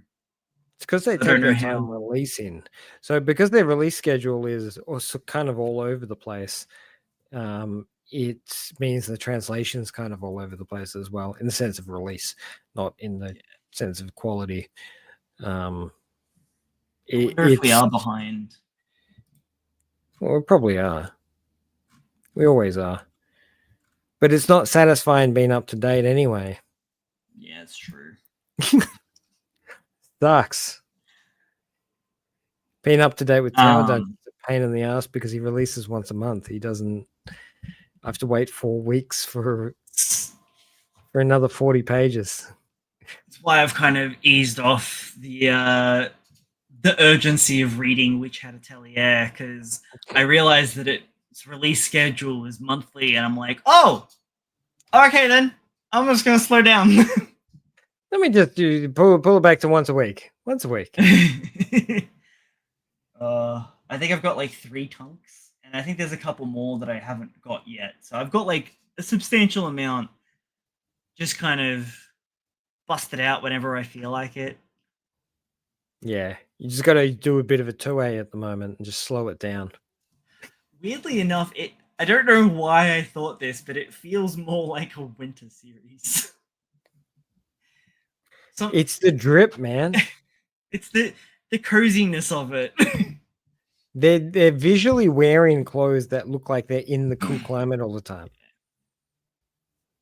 Yeah, you're right. It's not like they're running around in shorts and a shirt. The last thing I do want to talk about actually is technically in our scope. It's something else I've been very obsessed with lately, which is why I haven't caught up on any of the one-shots. I'm dropping you hints, thinking that you're probably going to get it sooner rather than later. No, I was just going to let you keep rolling with it. And oh, okay. Let it happen naturally. So I've gotten mad in Dungeon Crawler Carl. And I figured this was the only way I could justify talking about it. The fact that it's in webtoon format now. Yeah. Which it suits. Absolutely. It's like it was influenced. It's full circle now, right? Like it's influenced by webtoon, and now it's full circled back around to becoming a webtoon. It's kind of funny. Honestly, it feels more D&D inspired, but yeah, I do like a lot of the power fantasy side of it and stat screens and all that side of it. Yeah, it's very webtoon. The only reason you think it feels like it's D&D because it's a Western book series. So the mentality. No, it's very D&D coded. Yeah, but the mentality of what fantasy is coded D&D. That's how our brain thinks. We think D&D is fantasy. It's the only fantasy game that's currently available. We need to relay it back to that. But they're using the same formula that they get from a webtoon series, like so many others that are preceding it. Solid level, that sort of shit. I don't know, man. I know you're enjoying the game, but yeah.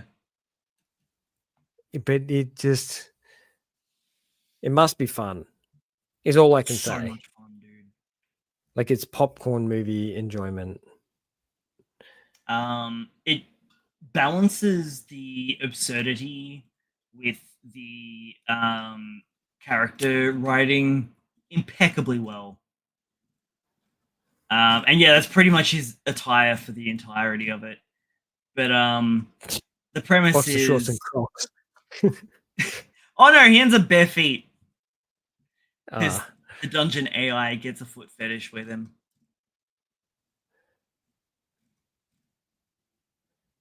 So it is a dungeon crawl, hence the name, where all of humanity has been leveled, and some of them get straight up murdered in the process of the dungeon being formed. So if you're outside at the time of collapse, then you're fine. You get to, lucky you get to enter the death game that is the dungeon crawl to potentially win back the rights to your planet.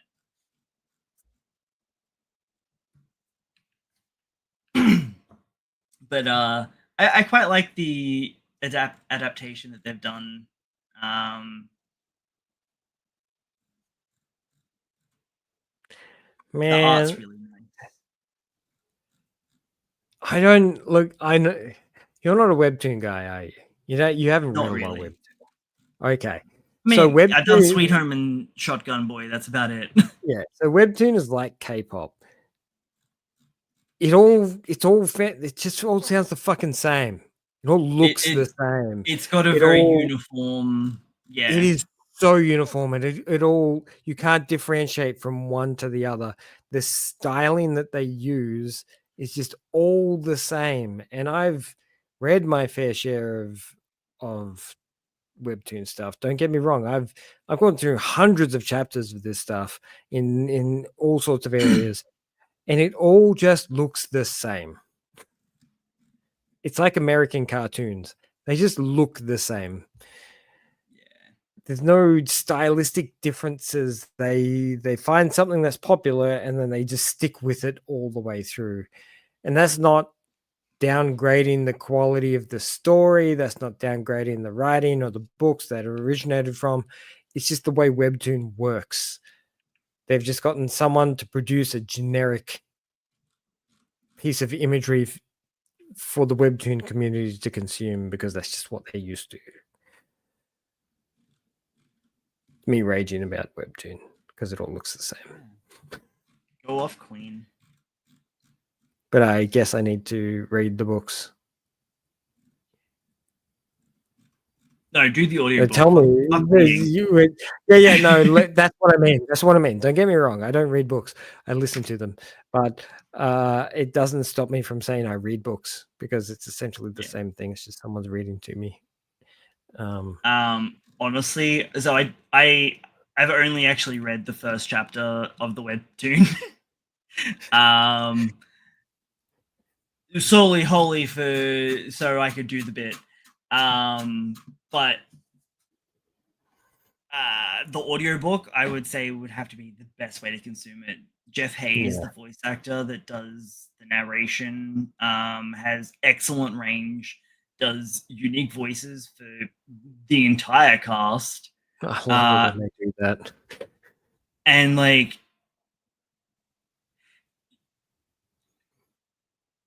it's hard to kind of like, he's so good at his job that it's hard to tell sometimes that he is all of the voices.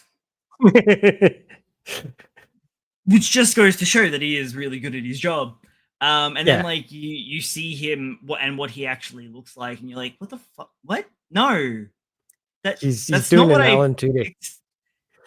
Yeah.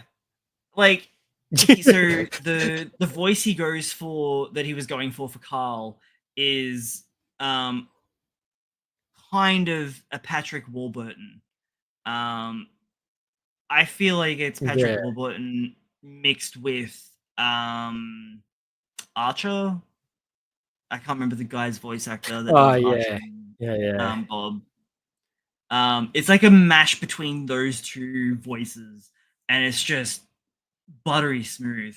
Patrick Warburton actually comes in to do the character's dad in one of the later books, and he's not a good character. So hearing Patrick Warburton play like a piece of shit was kind of heartbreaking almost. It's like, wait a minute, is that the same guy? It's like when you hear about like that really lovely dad that is like actually abusive at home. You're like, what? No, him?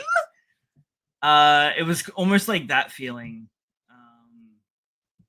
Just because, you know, it's Kronk, man. And then Princess Donut ends up becoming a sentient cat and is like the other main character through the book, and just the way that Matt Dinneman, the author, explores like, haha, yeah, funny cat grown sentience, but then actually explores what that would mean for her as a character, and the sudden, I do remember my previous life as your pet, but it was like waking up from a dream, and now I'm as intelligent and sentient as you are. This dynamic is strange now. Stop petting but also she's still a cat, so she's like really prissy, so far up her own ass because she's a princess and a cat. They're the superior species, right? Yeah. Yeah. Dude, it's so much fun. There's currently 7 books. Soon to be 8 mid next year. Apparently it's going to be a 10-book series. Already picked up by Fuzzy Door Productions. What's his face? Mr. Family Guy, Seth MacFarlane, Oh Yeah? yeah. So we're getting a TV show. I don't know if it's live action or if it's animated. I'm kind of hoping for animated. Could swing both ways. The man works in both realms. Yeah, and it could go like it'd probably be cheaper to animate it.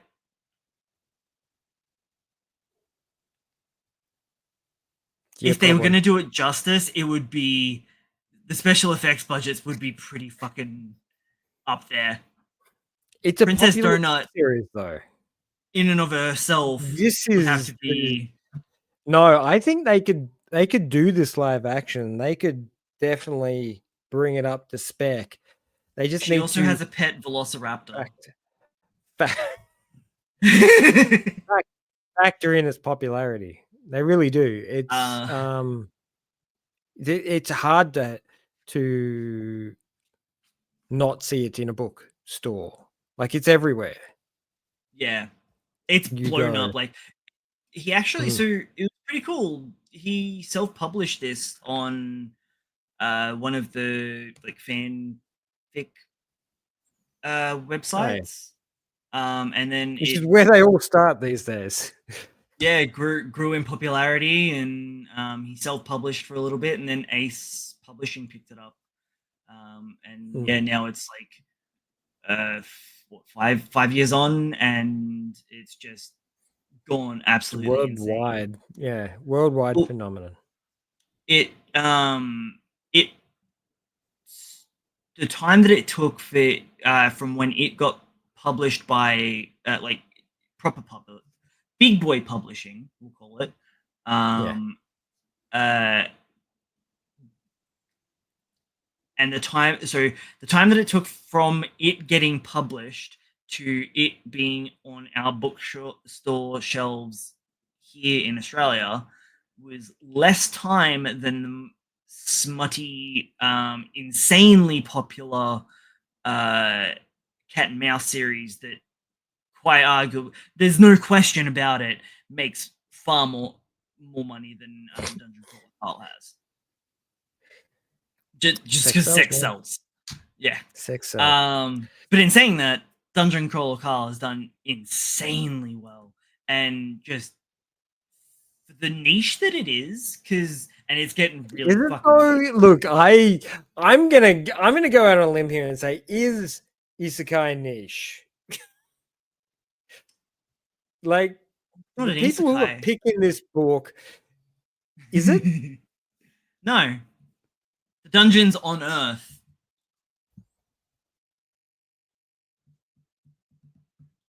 Where did the dungeon come from? It got built down, and they used all of our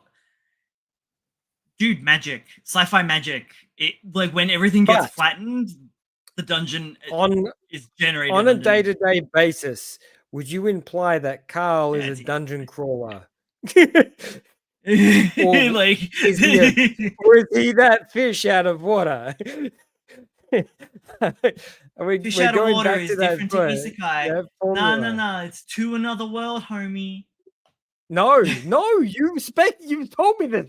Don't you fucking backpedal on this. Give me that shit. By definition. And what's with the spec panels? What's with the? Oh, that's the sci-fi AI. Because so it's all marketed as a game show to the outer universe. And so, like, even like while they're going through the book series, they're talking about.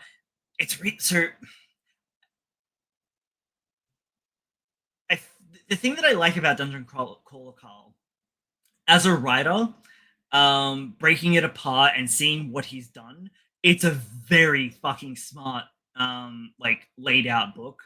The way that he's integrating all of the exposition and lore and some of the wackier elements through like the exposition of stat screens or chat menus, and a lot of he's literally gone on said that most of his experience is basically from playing RuneScape back in the day. So this is basically just his RuneScape playthrough fanfic. And reading through it, you're like, yeah, it's very much in video. It's written for the gamers.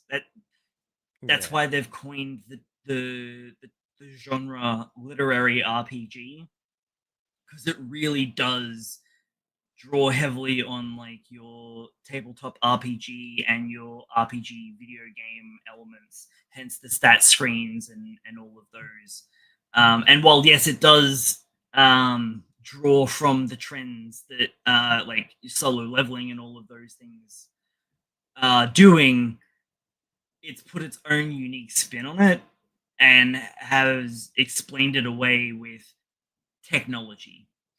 But it's to the point where it's technology that's so advanced, it might as well be fucking magic. So it's basically just been dropped into a video game.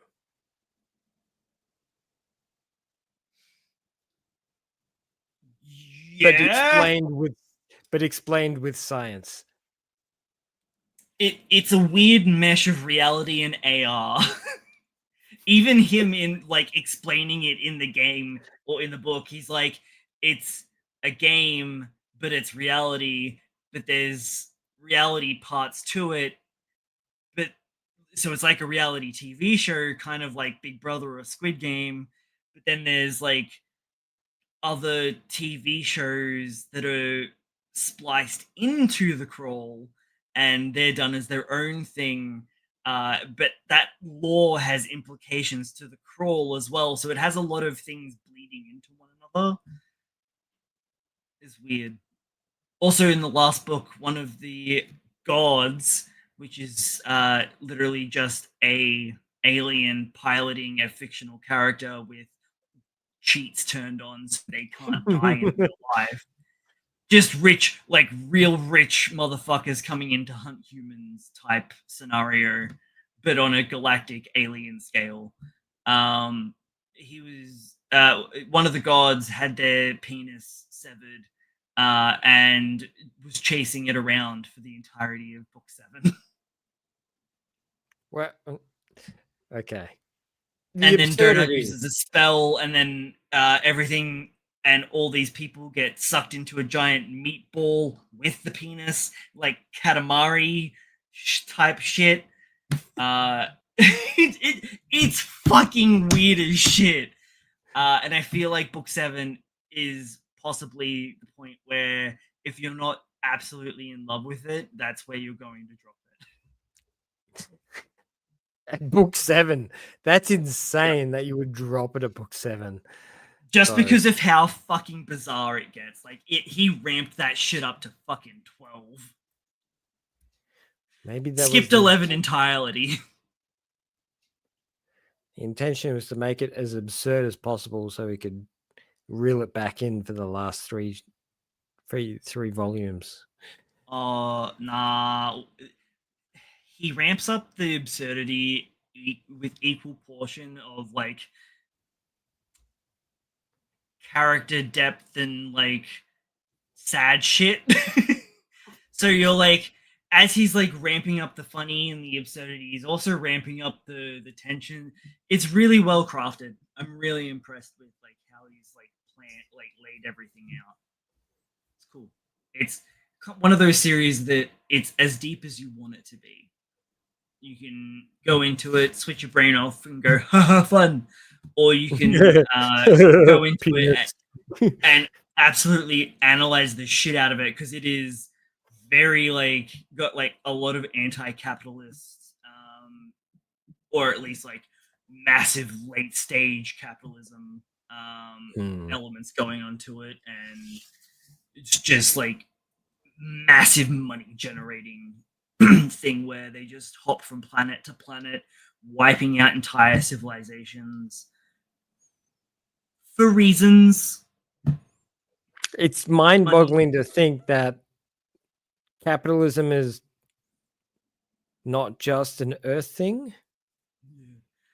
Well, and also we're not the only humans. We've just been seeded on Earth. Oh, okay, cool. Yeah. That makes sense. That I believe. So it's like there's like like maybe like 8 core species, and then they get seeded onto worlds and like convergent evolution and things like that. So there's like humans but slightly different, or lizard men, and then lizard men but slightly different, snake people. It and the way that it's structured as well, each floor he has complete freedom and can just reshape it and change genre almost. So there's like one book where they're basically playing Pokemon, a game that's like Pokemon but spliced in with like a Yu-Gi-Oh card game type thing. There's another one where there's like a big fucking train like puzzle thing that they've got to work out. And then there's another one where it's like high fantasy and there's elves and goblins and shit. And then apparently, depending on who's running the game can get very sci-fi-esque. And there's a lot of lore behind it. There's a lot of fun. I'm really just could not recommend it enough. Okay. And it's very adjacent. So if you're into video games or anything isekai related, or even what was the other thing I said? D&D. It's probably going to be at least worthwhile checking it out. Yeah. Cool. Plus talking cat. Yeah, you can't go wrong there. I have heard that the talking cat is the main character, not the side character. But no, it's like dual protagonist, I'd say. Yeah. They both get equal footing. And they're very, very intertwined because of the whole like dynamic of them being basically family. Yeah, they're essentially family because they live together. Yeah. They've seen the worst of each other. Yeah. And so the start, the way that he peels back the characters is, I don't know if it was just me. I did see a lot of things coming, but the execution was done exceptionally well that I didn't care as well. Yeah, look, I don't have any issue with predictability as long as it's done well. So like the series starts off with them because Princess Donut is the ex-girlfriend's cat. So it starts off with I was planning on getting rid of the cat anyway, but because of the snowstorm, oh no. And like he loves the cat. Yeah. Yeah. But yeah. So good. Right on, man. We are going to wrap it up.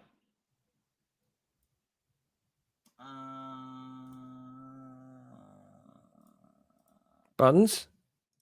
Thank you, everybody, for coming back to episode 120 of Read This Way. Join us again.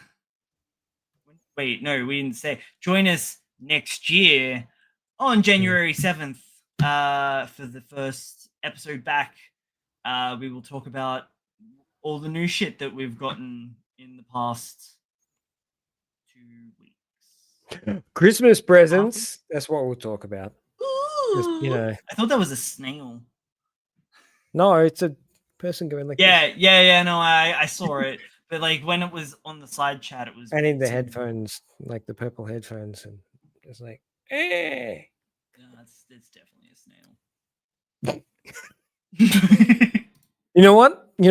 I accept your reality, and I believe it's a snail. It is. Yeah. Always has been. That's true. Never thought it was anything else. Alrighty, everybody. I've been Brad. I've been Logan. And we've been Read This Way. Thank you for being with us for another year. Yeah.